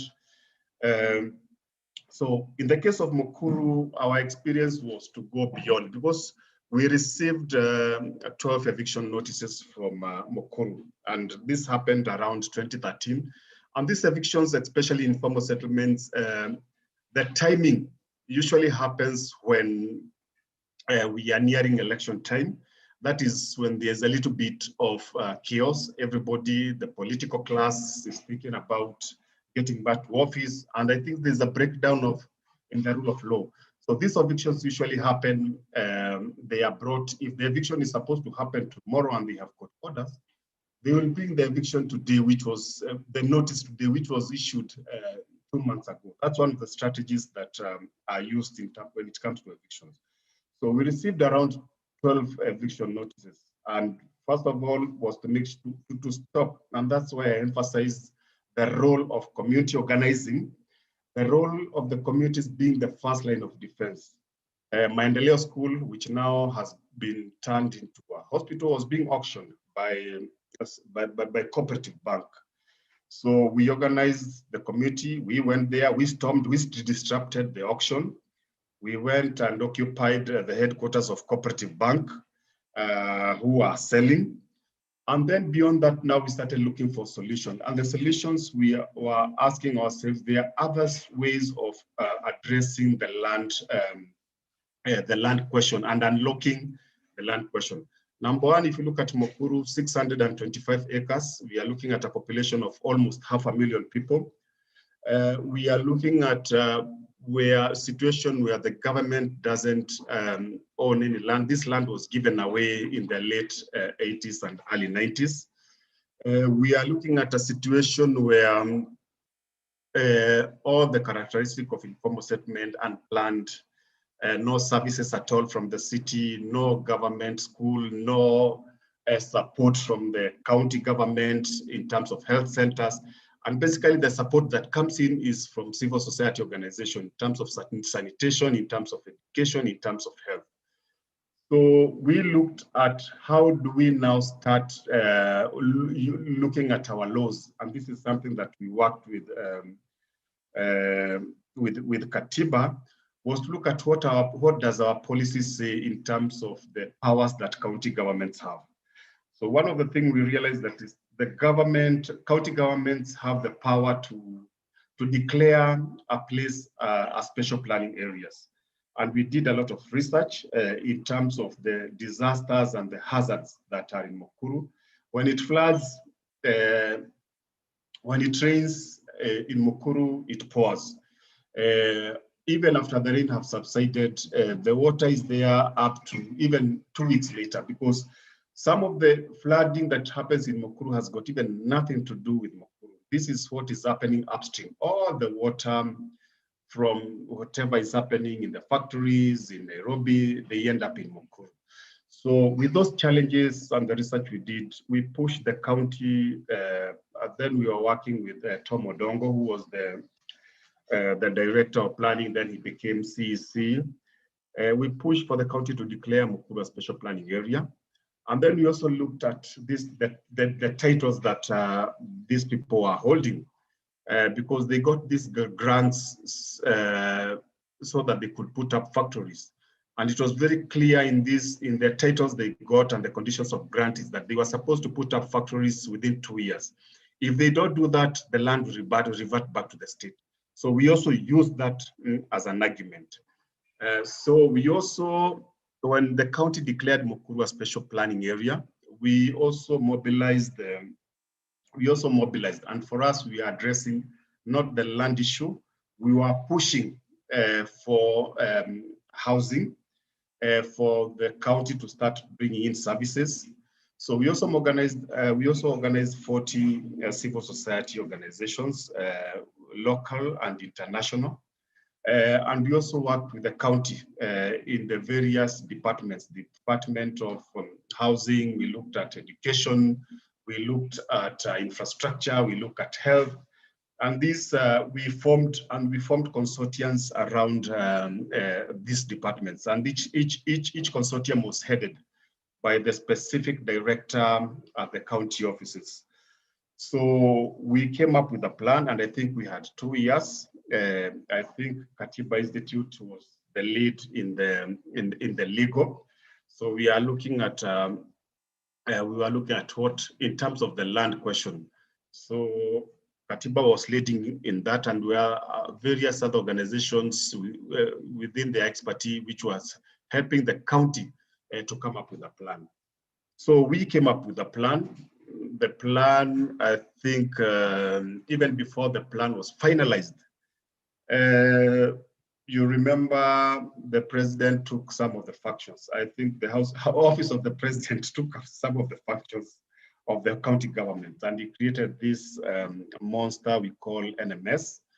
But it turned out, as much as it was unconstitutional, it turned out to be probably something that if we were to leave it to the political class, some of the things we are looking at Mukuru, which are happening in Mukuru, will not be there. So the plan, as we speak, NMS has started implementing the plan that we worked. We made sure that there was one of the things we realized was also the threshold for public participation in Kenya is so low that you can have, the political class can have 2 meetings at some fancy hotel in Mombasa, and they call that public participation. So we organized around the Nyumba Kumi to make sure that every plot was represented. They worked with the various civil society organizations at the county to look at the plans. We also looked at what are the standards. So when an area is declared a special planning area, it doesn't conform to the usual standards. So for example, if you look at the roads, the road infrastructure which is being done in Mukuru, we proposed, and the committees proposed, a reduction in size. If you look at Mukuru and the roads, if we are to conform to the normal standards of planning, you could have realized that if we do 2 roads, 22-meter roads in Mukuru, the entire settlement is gone. So one of the challenges was, and to one of the things that came with the special planning area was to reduce the number of roads. So they have done, as we can talk, a number of the roads have been done. As we speak, they have 2 hospitals as we talk. As we speak, they also have, they are getting access to free water. And I think as last year, the government, the cabinet approved construction of 13,000 housing units for the residents of Mukuru.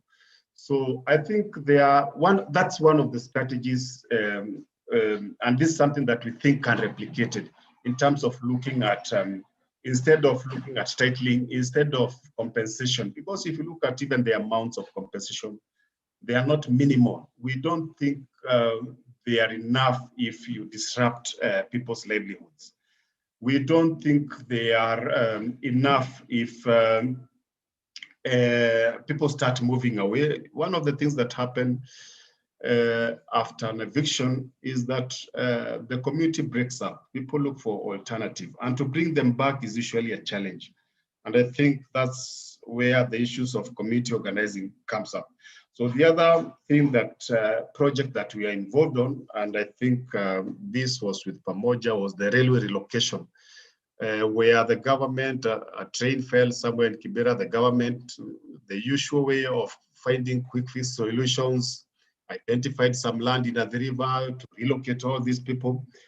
And we are disrupting. This is where people live. This is where they work. They do their business. This is where their children go to school. How do you relocate people almost 50 kilometers away from the city?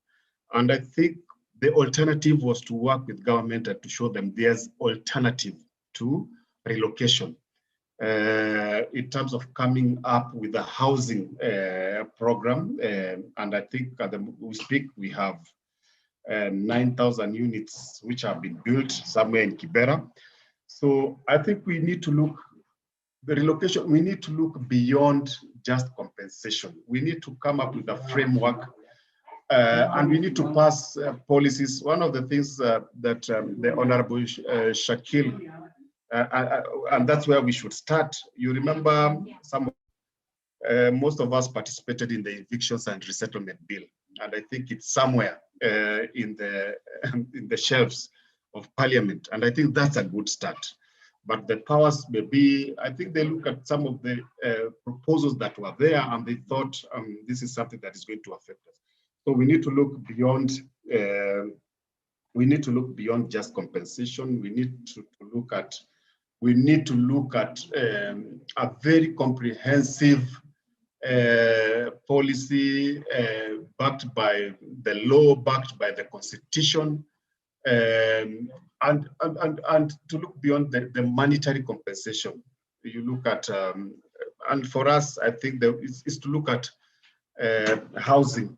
So, and before I conclude, it's also with this ruling, and this is something that we need to amplify.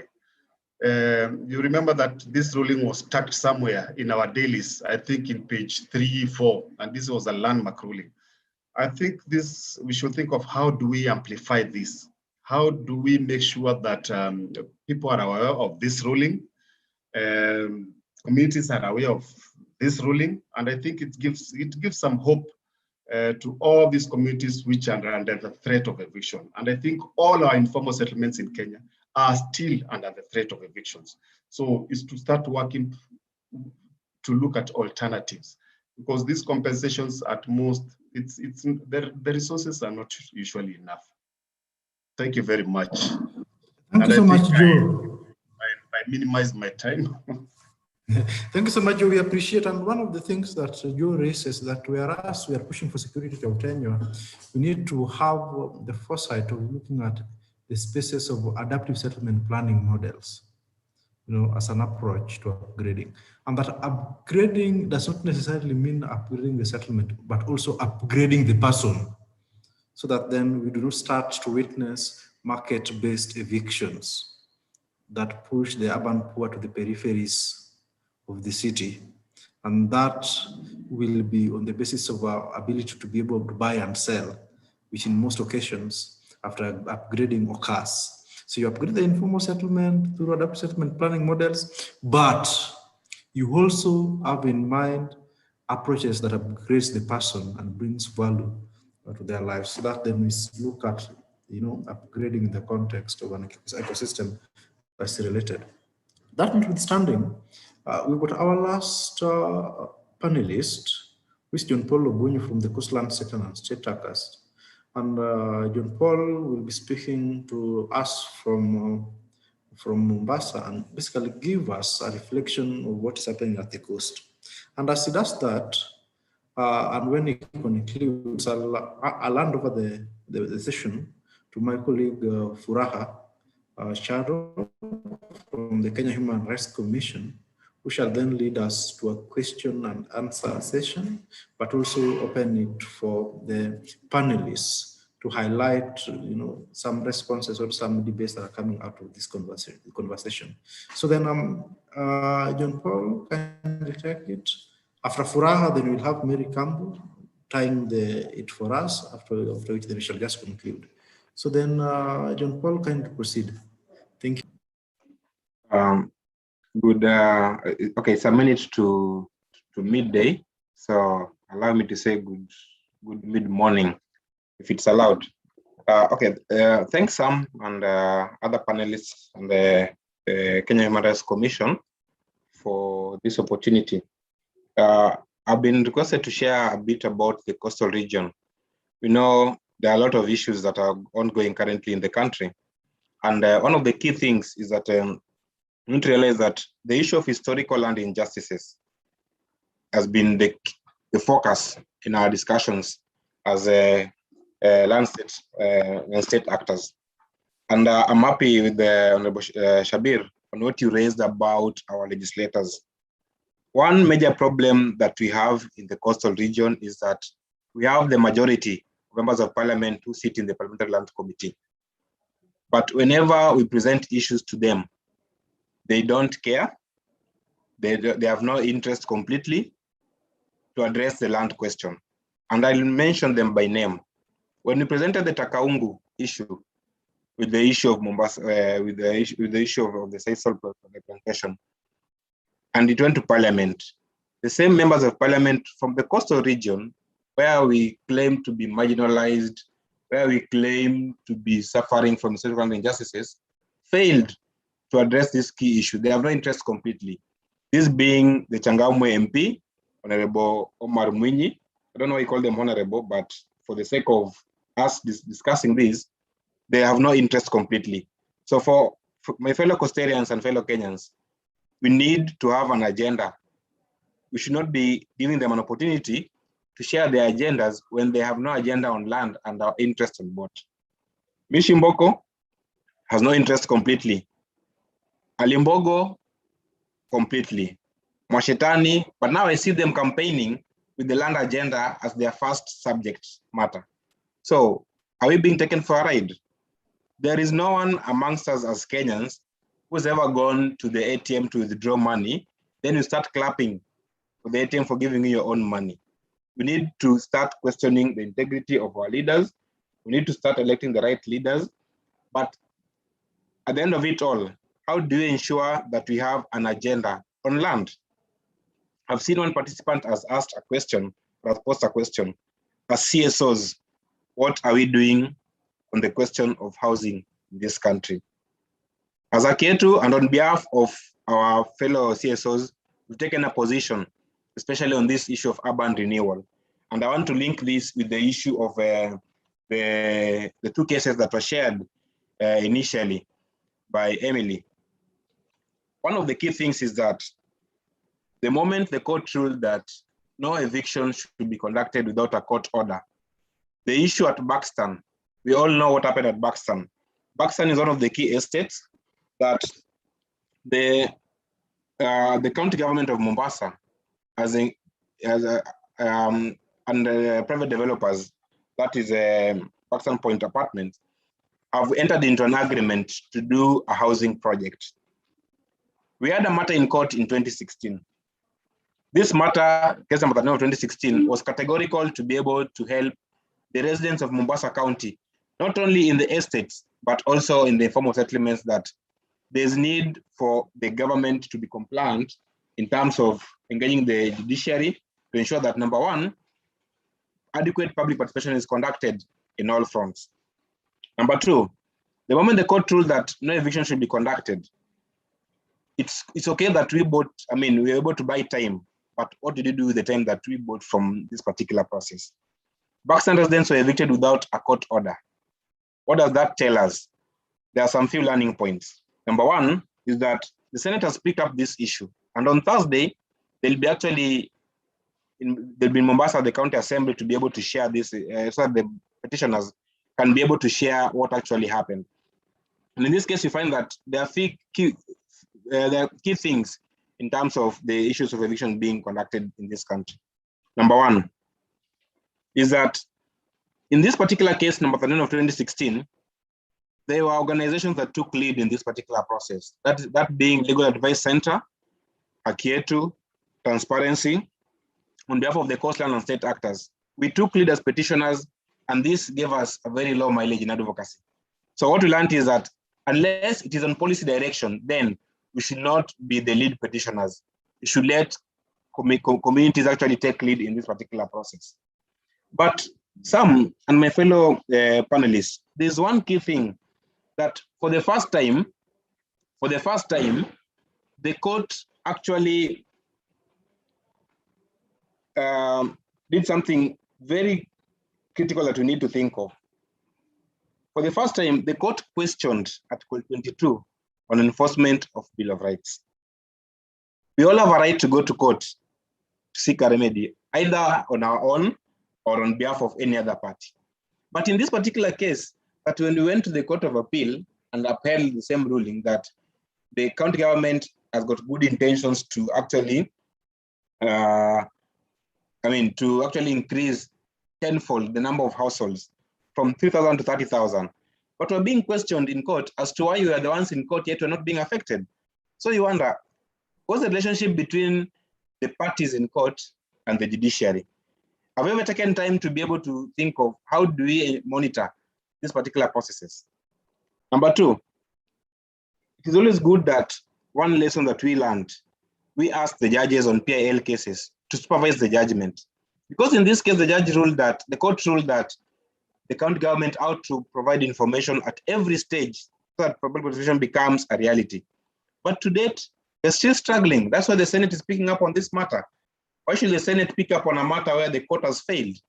So how do we move along with these particular key issues? Number 3, it is time, we're going towards an election year. We've seen land-based investments actually leading to forced evictions because people tend to negotiate at a very low price.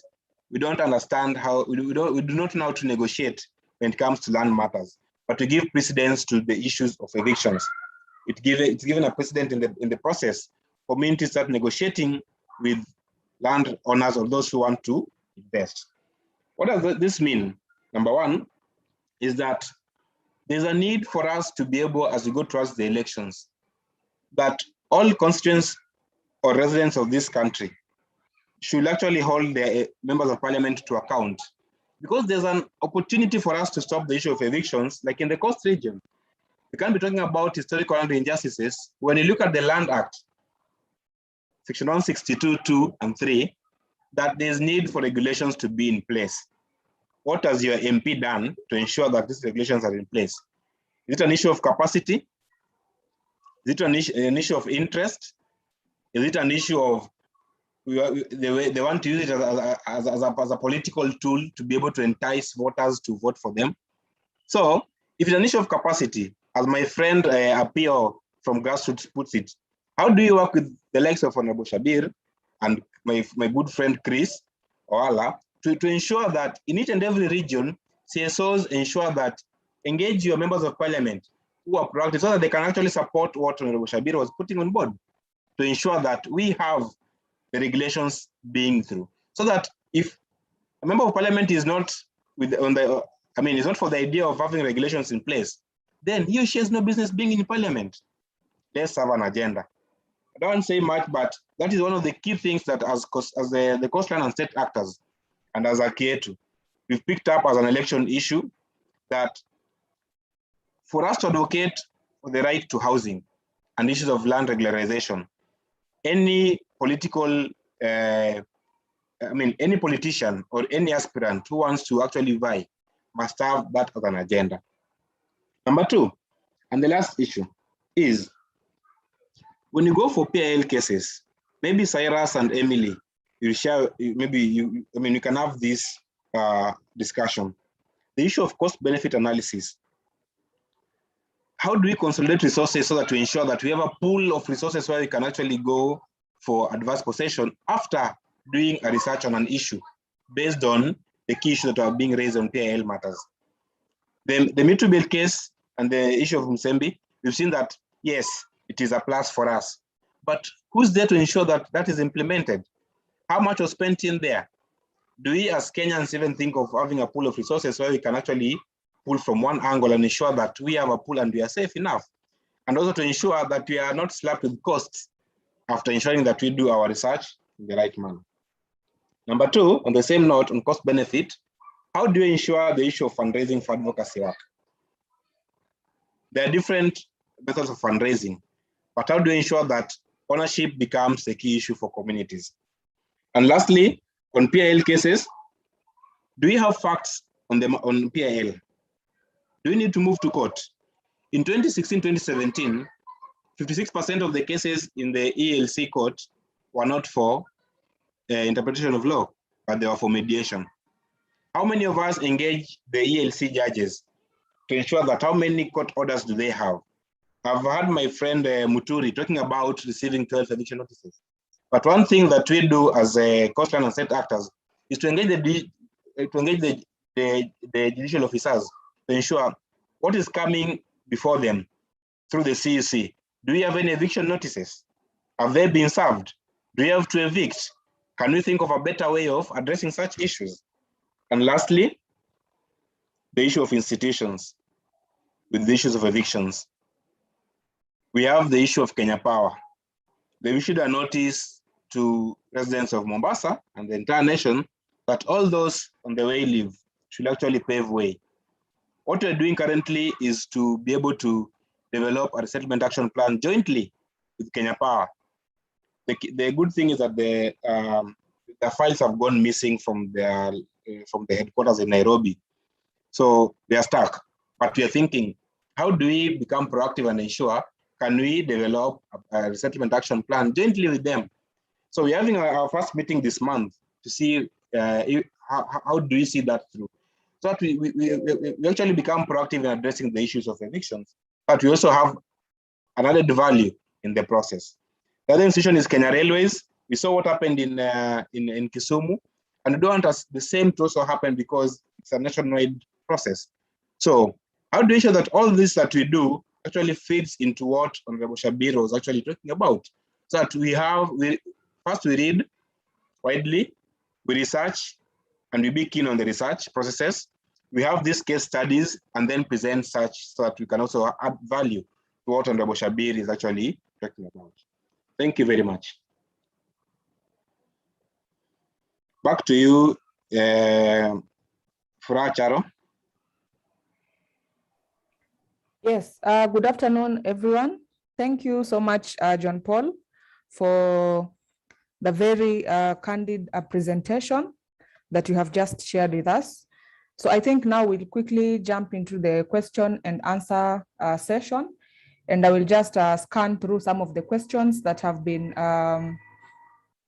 raised. And then one of the panelists could pop in to address some of these questions. So we have one question from, one question is, hi everyone, I'm Lenny. The trend of forced eviction is running parallel to cases of land-related corruption and I'm a victim. The Ndungu report recommended that titles tribunal be established to embark upon the process of revocation and the ratification of titles in the country. What happened? So I think this is on the issue of historical land injustices. Maybe if one of us from the panelists could just give your thoughts on this. What do we think what has been the progress in implementation of some of these reports? Because I understand there's the THRC report, there's the Ndungu report, both of which gave recommendations in addressing historical land injustices. And we see, as we can see, is that most of the evictions that we are seeing currently, most of them are stemming from unresolved historical land injustices. So maybe if you can just get sentiments from the panel.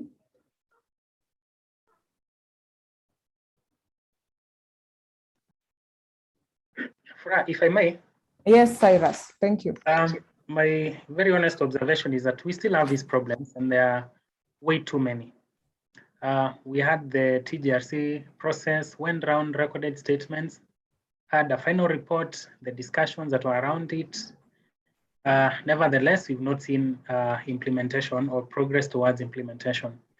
I think if you look at it from the constitutional perspective, part of the reasons why the National Land Commission exists is to address historical land injustices and also review grants, especially of public land, to determine two things, their legality and their propriety.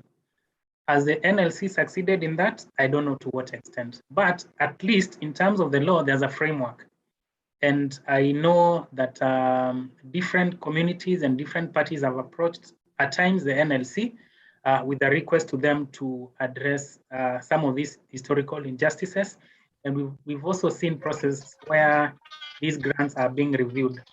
So I think moving forward, we also need to engage the NLC and determine to what extent this is happening and what challenges, if any, and why, or how best can we fast track this process to ensure that most of these, if not all of them, are resolved. Thank you. That will be my take for now. Thank you so much, Chris. And I hope, Lenny, we've at least there's as Chris has rightly, as Cyrus has rightly pointed, is that there's a framework for that. Although that has been a challenge, the realization of some of those recommendations, because even as the NLC, the National Lands Commission has been given, had that mandate to review grants, we've been witnessing still the mandate of the NLC being challenged, because we are privy to several cases that are still in court, still challenging that the mandate of the NLC in reviewing grants, especially the issue of leases that were issued way back. So I think that is a conversation that we still need to have and see. And also I think, as John Paul has rightly stated, that land is one of those issues that we need to bring back on the agenda, especially now as we go into the electioneering period. Probably it's one of those agendas that we really need to table out there when as we go into campaigns. So there's another question from Andrew.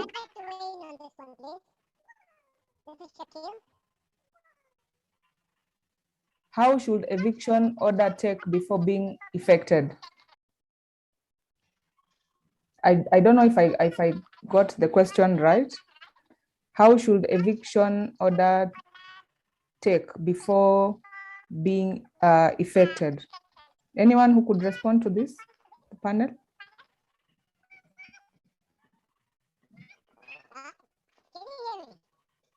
Fura, the question isn't quite clear. Yes. I don't know if the person is asking about the duration, and well, I could proceed on that assumption, but I fear that I could be proceeding on a very erroneous assumption. But if the question is about how long it should take, then ordinarily court orders, there are some that are time bound and there are others that are not time bound. If the court issues an order and it's very clear on how long it should take or within which duration that order ought to be effected, then it should be implemented within that duration. However, in cases where the court has given an order stopping an eviction from happening, it could be in the interim, it could be a final order, because the courts have the discretion to also, upon hearing all parties, give what we call permanent injunction. So I don't know the best context in which the question was asked, but there are those different possibilities. Some are time bound, some are in the interim pending the hearing and determination of the case, basically to secure the land in question and the rights of those who have approached the court. But there are also those that are given at the end of the hearing and they could be of a permanent nature. I don't know if that helps. Yeah, thank you for that. And yes, I agree. The question is a bit not very clear, but I hope from that, Andrew, at least we've been able to answer your question, or maybe you could post it in a more clear way. And then I think this is a case in Mombasa County, whereby one is reporting that they are victims of land. Okay, they're asking on what other remedies are available if one has exhausted all existing local, legal, and also political avenues in trying to seek justice for either land or eviction cases.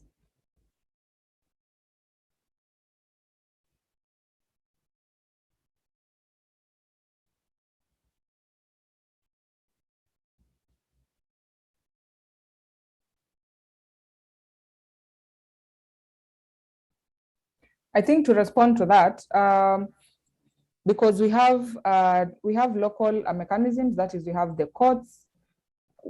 First, we have the institutions, and then we can explore mediation, after which it fails. Now one can go to court. But in some cases whereby some of these grievances are not addressed in court, we have also other mechanisms, regional mechanisms that one can explore. For instance, the African, we have courts at the African People's Commission, and also we have UN committees which do hear some of these cases, especially if there are issues around violations of socioeconomic rights, which because we have treaties, and Kenya is has ratified and is a member of these treaties, both globally at the UN level, and also locally at the AU level. So some of these issues, if maybe one is not able to find redress in our local courts, then one is able to petition some of these regional agencies for redress. I hope I have answered your question.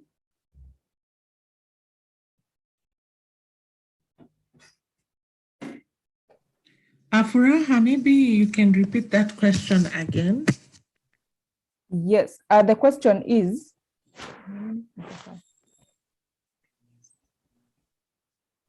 yeah, so the question is, you are a victim of land-related corruption. You try reach out to the Supreme Court, but your case is technically dismissed. You exhaust all legal and political avenues. As a last resort, you petition the Land Committee in Parliament, but 1 year down the line, no answer. There's an eviction order in place. What do you do? This is a parcel of land, approximately 15 acres, with over 300 families occupied by locals before even independence. This is a case between Mombasa Teachers Sacco and residents of Utange, Maziwa Mawili in Kisauni, Mombasa County. Okay, I think firstly, maybe just doing a surgery of the case and the judgment to understand why it was dismissed, because you need to understand the reasons it was dismissed, and maybe we can't advise without reading the judgment or understanding what exactly the Supreme Court had said in its judgment when it locked out the community in terms of them proceeding. So it might be a bit difficult for us to offer any other remedy if maybe other people have not read the judgment to see maybe what the Supreme Court said in the matter, because sometimes their reasoning might lock other avenues which we might suggest to you, but because people have not had the opportunity to read the judgment, then it becomes difficult to offer a sense of a solution to that respect. Yeah. Yeah, thank you for that, Emily. So the next question, yes, Cyrus. Very, very briefly. Yes. It becomes quite complex, especially where the person has already suggested that there's an eviction order in force. Mm-hmm. Under what circumstances was that eviction order obtained? Were they given a right to be heard, and what issues did the court address itself to? Yeah. So I agree. It's a bit complex to advise without the totality of the circumstances surrounding, especially the issuance of the eviction order. Yes. So I'd wish to advise, because it's anonymous attendee, so I wouldn't know the name of the person who posed this question, but I'd wish to advise that following the advice that we've gotten from Cyrus and Emily, probably maybe you need to take that into consideration. And then good thing in the panel, we've also had John Paul, who works for Haki Yetu organization, which is a member of Cleanser based at the Coast region. So putting in consideration the advice, maybe you could see and find a way of visiting the office with the necessary documentation for further guidance and probably follow up on the case. So the other question is, this has been indicated specifically to Maweu. Does the law address or put measures to prevent situations where a resident in settlement A who has benefited from a housing project does not go to settlement B to benefit or creates another slum alongside others? Expressly, the law does not address itself to that. I think we all appreciate that it's very hard to legislate morality. Some of these questions border on our moral values and who we are as human beings. But that doesn't mean that it cannot be addressed in a manner that avoids or it sort of takes away these fraudulent interventions. Part of the things that can happen to address these is when you are doing the resettlement action plans, it's very, very important to clearly identify who the intended beneficiaries are and where those intended beneficiaries are supposed to be resettled, where you are considering resettlement as an option. And when you are doing this, it's very, very important that you have very, very clear records. If you have clear records, then you can very easily do an elimination method where you will have known who benefited from this phase or this particular project, and that could avoid such instances of those fraudulent actions. I remember when we were tasked by the High Court to oversee the allocation of houses during the Kibera slum upgrading project, our starting point was to get all the beneficiaries and all the units available. And then we developed a software that automatically would lock out the units as well as the beneficiaries who so far benefited. So I believe it's something that can be done. It's also something that we raised with the Ministry of Housing at the time. And with the development of a clear record keeping mechanism, it's possible to avoid this. The closest that the law gets to this is in the IDP Act. I'm not sure the full citation, where under Section 24, it seeks to punish certain conduct where one provides fraudulent information in pretending to be an IDP, or provides false information in the process of identification and profiling as an IDP, or even purports to create a camp with a view to benefit from the state. So I think that is the closest the law gets to, but it's something that can be done if we have clear record keeping mechanisms and we have a very clear resettlement action plan that is developed jointly with the communities that are likely to be affected. I think that's what I would say in response to that question. Over to you, Fura. Thank you, Cyrus. I think now we can the participants, people can call. If maybe anyone has a question or just as a sentiment in relation to some of the questions that have been addressed, or any addition to the ongoing conversations.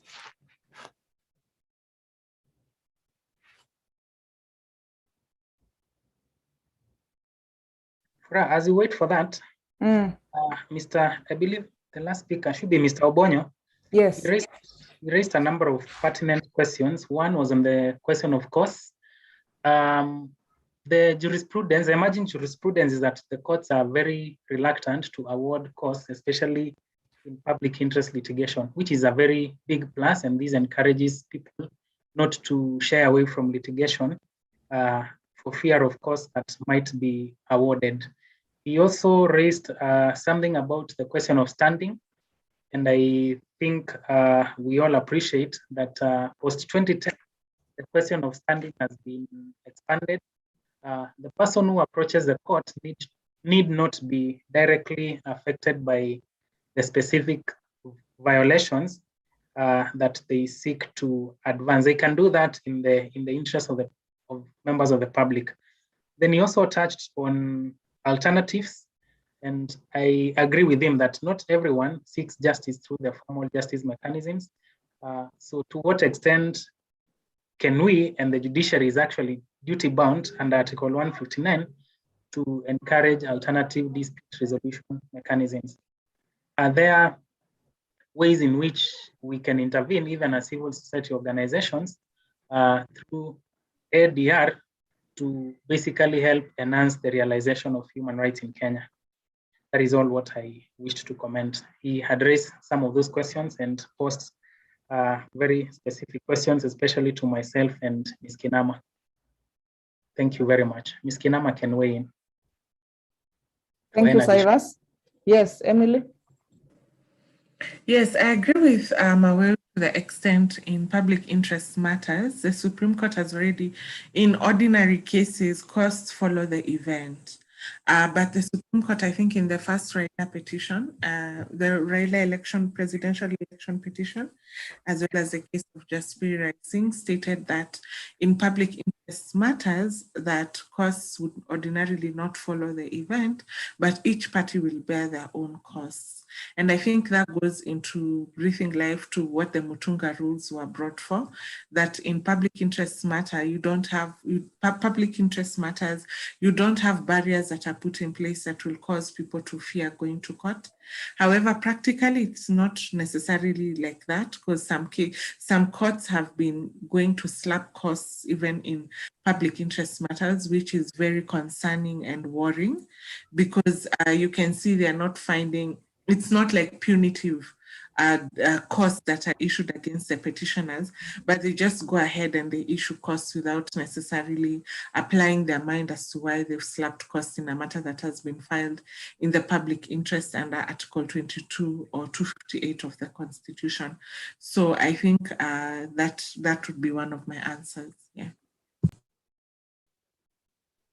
Okay, thank you, Emily. There's one to Honorable Shakil.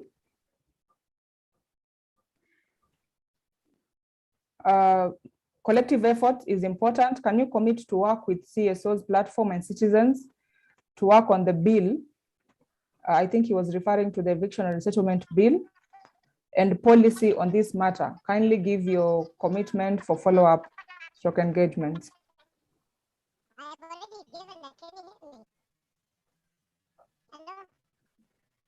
Can you hear me? Hello?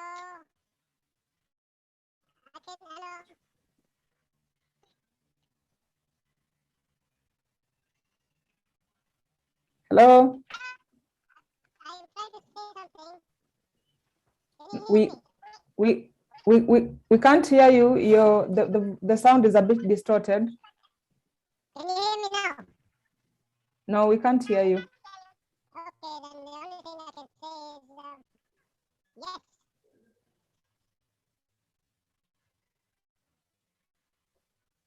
The answer I can give you is yes. Hello? Kindly try leaving and joining the meeting back. Probably that will help.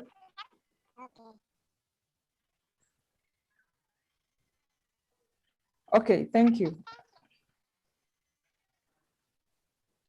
I'm going through the comments in the. Yes, I see you've texted. Yes, I shall work with you.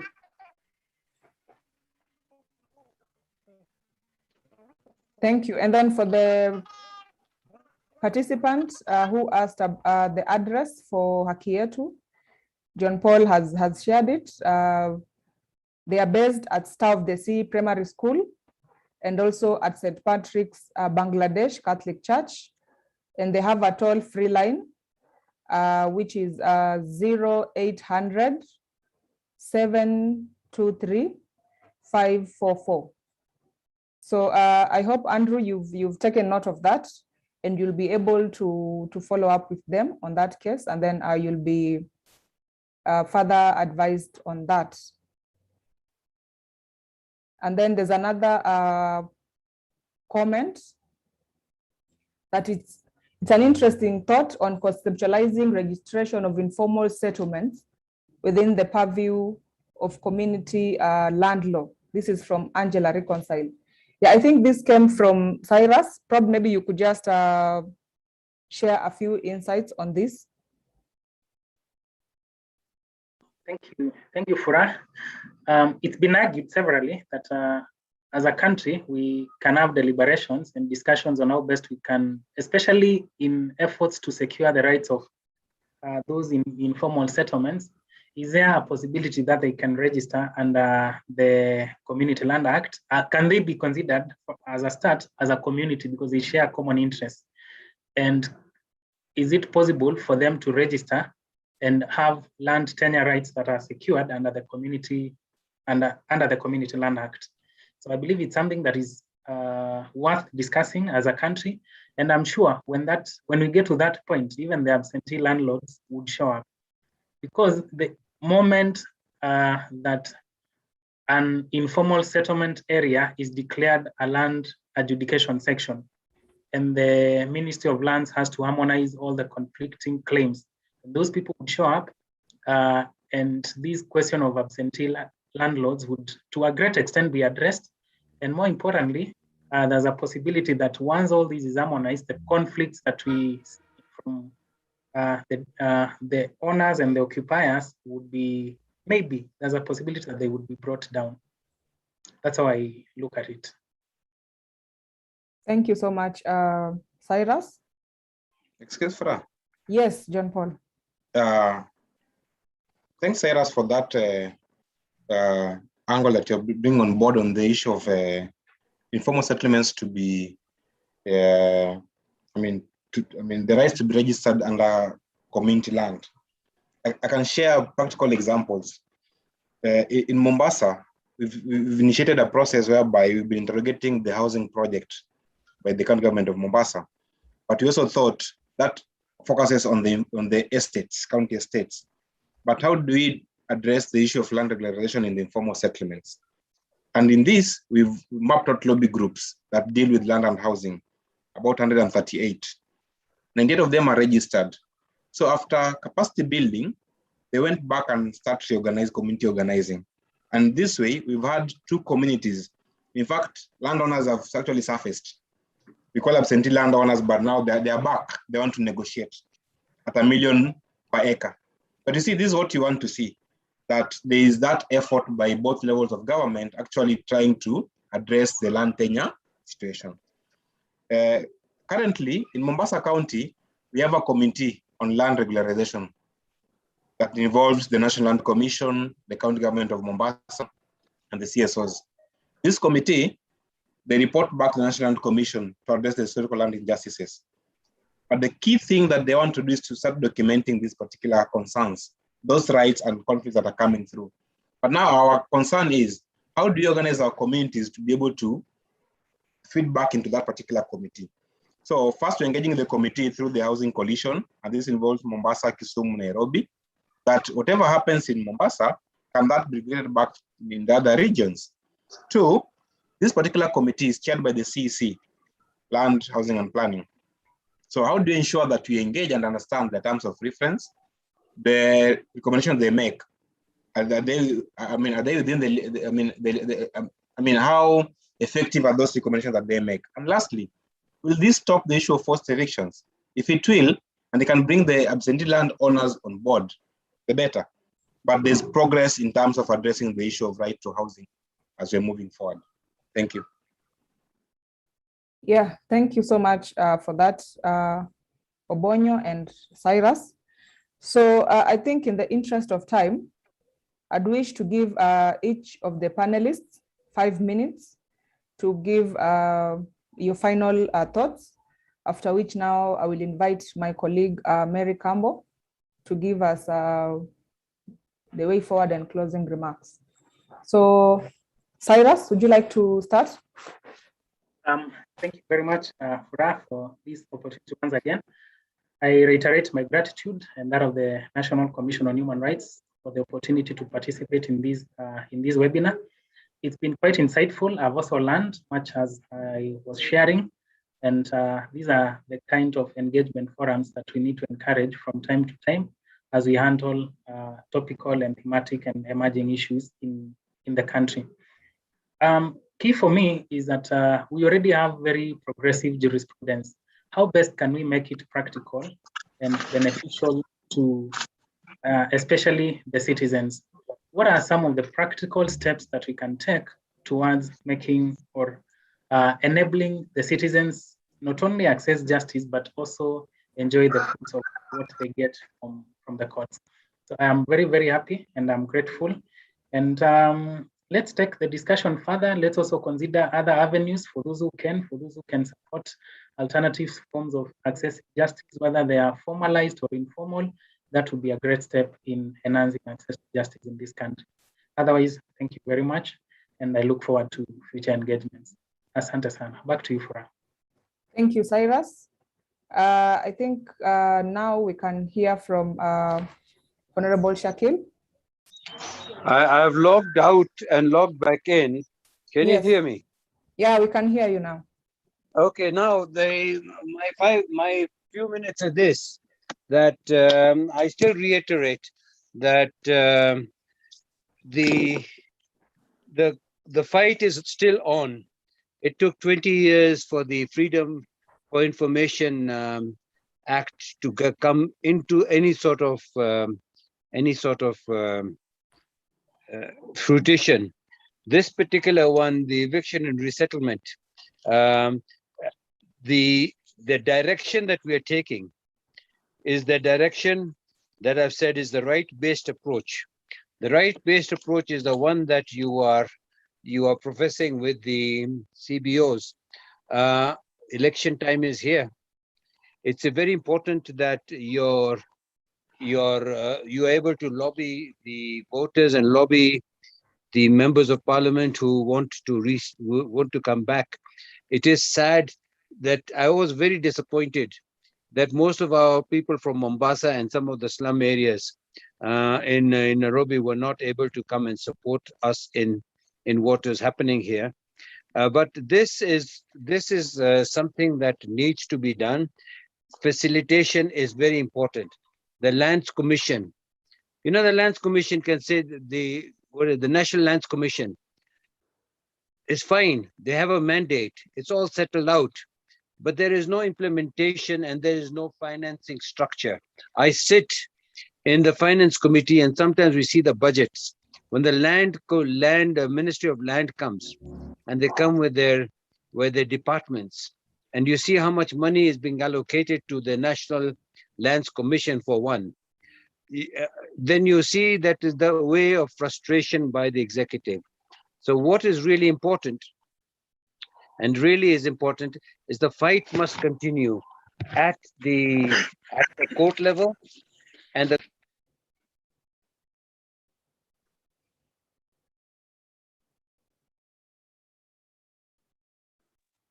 to pass a judgment, start taking certain types of judgments, and not necessarily stay. Don't get involved so directly, as you're saying, with the socio-economic agenda, but you must support the constitution. So you must put it to us, to the legislature and to the executive. The legislature passes the laws. The executive is the one that puts the guidelines, is the one that works on the budgets, but with the legislature. So I think this is where there must be a concerted effort between the CBO as a partner to the legislature, to the judiciary, and to the executive. You must lobby. And lobbying must be by way of workshops, must be by way of talking, by way of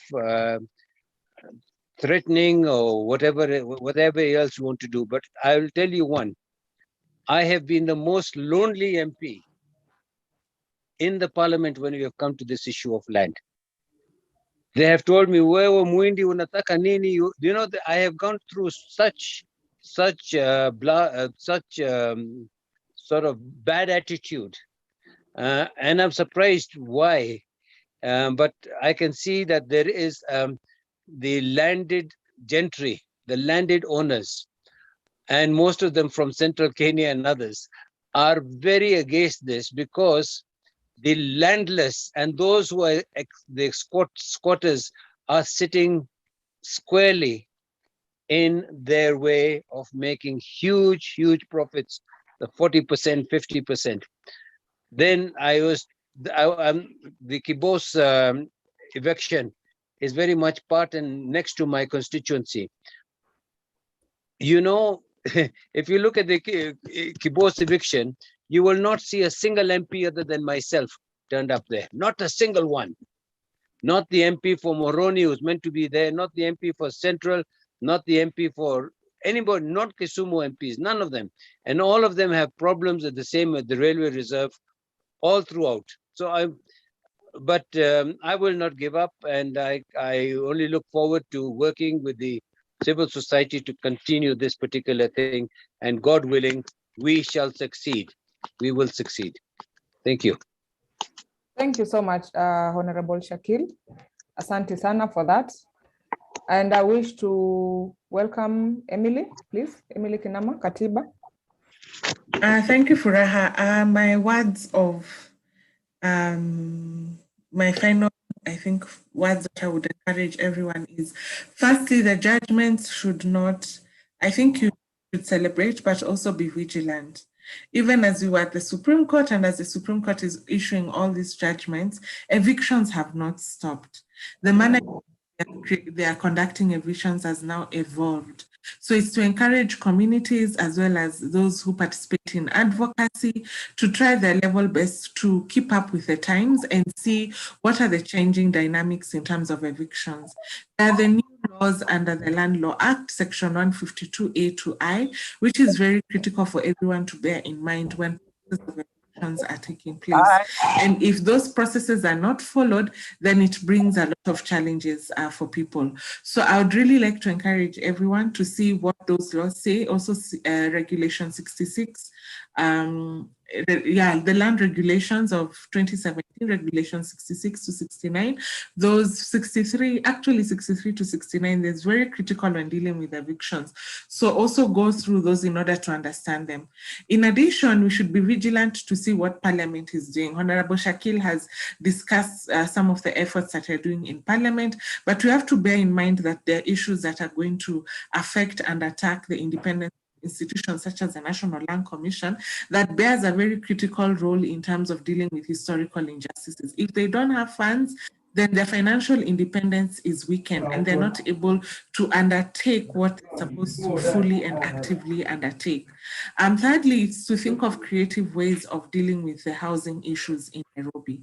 If the state has failed to meet and promote and fulfill these rights, what are some of the other creative ways you can work together, maybe with county governments, to try see that some of these problems are dealt with? Research-based projects like we did in Mukuru with with Nairobi County back in 2017, 2018 has been very critical in terms of trying to find a solution in Mukuru informal settlement using physical planning structures and laws. So trying to find other solutions, creative solutions. And fourthly, we need to be really vigilant in terms of having people within the housing coalition track the policies and the bills that are within Parliament, so that Parliament does not mischievously amend laws to the negative detriment of communities, to the negative detriment of Kenyans. So this can be done through bill tracking and whatever other measures are taken in place in order to ensure that there's a collective effort to ensure that everyone knows their place and upholds their obligations. And finally, but not least, the communities. We need to include the communities, independent commissions such as Kenya National Human Rights Commission to try find solutions and assist each other. So I think those are my final words. So the victory in Musembi and Mitubel is great in terms of anchoring the laws and procedures, but the fight is not over. Things keep evolving. Cases are now changing. We have to file other cases because procedures are not being followed, which should not be the case. So yeah, a luta continua. Let's keep at it and holding those accountable for what they ought to do. Thank you. Thank you. Thank you so much, Emily, for that. We've noted it down for the very good recommendations and way forward, and we are keen on pursuing those, as well as recommendations from Honorable Shakil and the expression of his willingness to partner with civil society in pushing for policies and regulations to be in place, and also recommendations also from Cyrus and the openness to partner with the civil society. So thank you for that, and we've noted it down, and it will form a part of the follow-up mechanisms. So John Paul, please.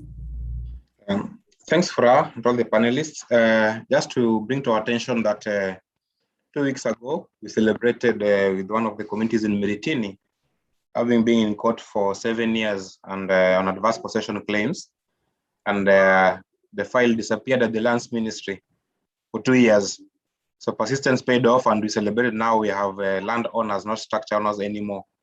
So this is the second community after Winauru, moving up to the Supreme Court. Second is that what next after today? I mean, I'm a keen follower in terms of what we agree that, as Cyrus puts it, we need more of these debates as we move forward. One key issue, as we discuss land, let's not forget about environment. The landowners in this country, the investments that are coming through are the biggest polluters in this particular country. So how do you also deal with environmental concerns arising out of land, the land question? And lastly, on the issue of the National Land Commission, as Angela has put it correctly in the charts, you know, the NLC has got, for address the historical land injustices, we have until 21st of this month, of September, then they'll close it down. So they rely on Parliament to extend that particular function of them reviewing grants. So do you want to help NLC fight its own fight with Parliament, relying on Parliament, or how do we move forward and ensure that we support these particular processes? And lastly, for Honorable Shabir, I guess if each region will actually come up with a plan, an advocacy plan, to ensure that if members of Parliament do not have an agenda on the land question, then I think we need to think of an approach, a revolutionary one that will actually make them listen. Because I think we've been taking the circles for quite some time, although they have resources. But if we don't address the land question at this particular juncture, I think we are done. So in support of Honorable Shabir, don't give up. We're still there, and we are mobilizing our troops to actually take part and participate fully in this particular process. And for that, lastly, one of us has asked, why do they conduct evictions at night? Emily has put it very clearly that the changing dynamics in terms of evictions, nowadays they use handouts, so that by the time you realize the numbers have reduced, so you have no power completely. So how do you also monitor those processes? Social process and the legal process must go hand in hand. So how do we ensure that we sync the two and ensure that we understand why the issue on the right to housing, its full meaning? What does it mean? Do we want a house, or do we just think we just want to be moved out from where we are? Thank you very much. Wow, thank you. Thank you so much, John Paul, for that very comprehensive, for those very comprehensive closing remarks. Thank you, and definitely we'll have, at the end of these conversations, we'll definitely follow up on the recommendations and see how to further and actually see action towards addressing the issues of evictions and ensuring that there's a human rights approach to it. So thank you so much. I would wish to really appreciate all the panelists. So I think at this juncture, I'd wish to welcome my colleague, Mary Campbell, to give us the closing remarks. Karibu sana, Mary. Thank you very much, Furaha, and of course, Pamoja Trust for the partnership in hosting this conversation. Really, it's been a very, very insightful conversation, and I'm thinking we must have many of these. So in terms of just putting this conversation together, the issues that really are coming out, evictions are now taking a new trend, and the fact that they continue to happen completely widespread in a situation of even COVID, and there's complete disregard of the health pandemic. And of course, even when courts have decided and given stay orders, these evictions have continued to be effected. So really it's calling on us to continue with the vigilance that Emily has called us to. So I really just find that, and I like what Cyrus has said that the jurisprudence has been quite progressive around the question of evictions. But we see that even with that, the question of disregarding these particular decisions that are emerging from our courts. So these are issues that we must continue to look out for. And I also like what was coming out from, the insistence that the right to housing is not just about the four walls, that it really goes beyond the four walls. It encompasses so many other attendant rights. So it's important that we are, vigilant to these conversations. If you look at what happened in the Mitumba case that we have been given by Emily, the case of Kariobangi also that happened during this pandemic, issues of courts deciding and being very clear is quite elaborate. But even then, the evictions have continued. So I think we are saying that while the question of evictions is happening and it is clear in the law, it is clear, issues of notice and all that, it is all very clear in the Land Act, I'm sure. The conversation of that is happening. But most of these evictions continue to be, of course, either state-induced or investor-induced. So I think we really have to keep this conversation going. And in terms of just what we can wrap up as a way forward, looking at what we can do for Raha and the other players, there are already ongoing processes. There is one very good proposal that we must organize the communities in the informal settlements, most of who continue to be the target of these evictions. And I know the Slum Dwellers International, for instance, is already ahead of this conversation in terms of just organizing these communities. So this is one area that we can plug out, we can plug in. Our work is really cut out for us. The state officers and the other players who continue to disregard the court decisions and to effect these evictions in the night and in total disregard of the provisions of the law and the provisions that have been given even by the courts, we must really be able to hold them to account. We must call them out, because when this happens, most of us are not saying anything. So we must call these people out. I think there's need to embark on a conversation on, of course, the bill that Shakir has been trying to push and which flopped on the floor of the House or whatever level that was. The conversation on an adequate framework for compensation and resettlement is one that we must agree to have, and looking at it from the perspective that has come on the floor, that it has to go beyond issues of compensation. We are asking ourselves, for instance, in this meeting, how would you quantify dignity? And that was very clearly elaborated by Emily. How would you quantify dignity? How would you quantify the disruption that happens when people have been moved completely from a social fabric that they were used to for 20, 30 years? So that the framework is not just about monetary, but looking at the entire ambit of, compensation, really in very, very broad terms. I think, I don't know whether we must have victims of evictions happening you see, we have had them in Kariobangi.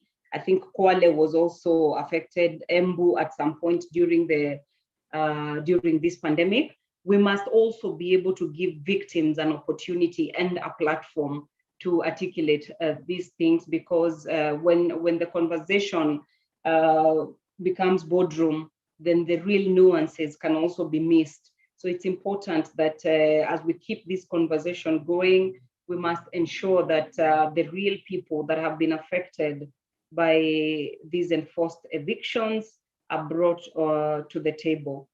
Yeah, and let's keep vigilance around the laws, and especially knowing that our parliamentarians have the tendency to sneak in miscellaneous amendments that can be very detrimental because nobody is out there looking, especially now that all focus is on elections. This is the time that many amendments would be sneaked into the law, and most of which would not necessarily be very progressive. So let's keep watch around those. Let's just keep vigilant.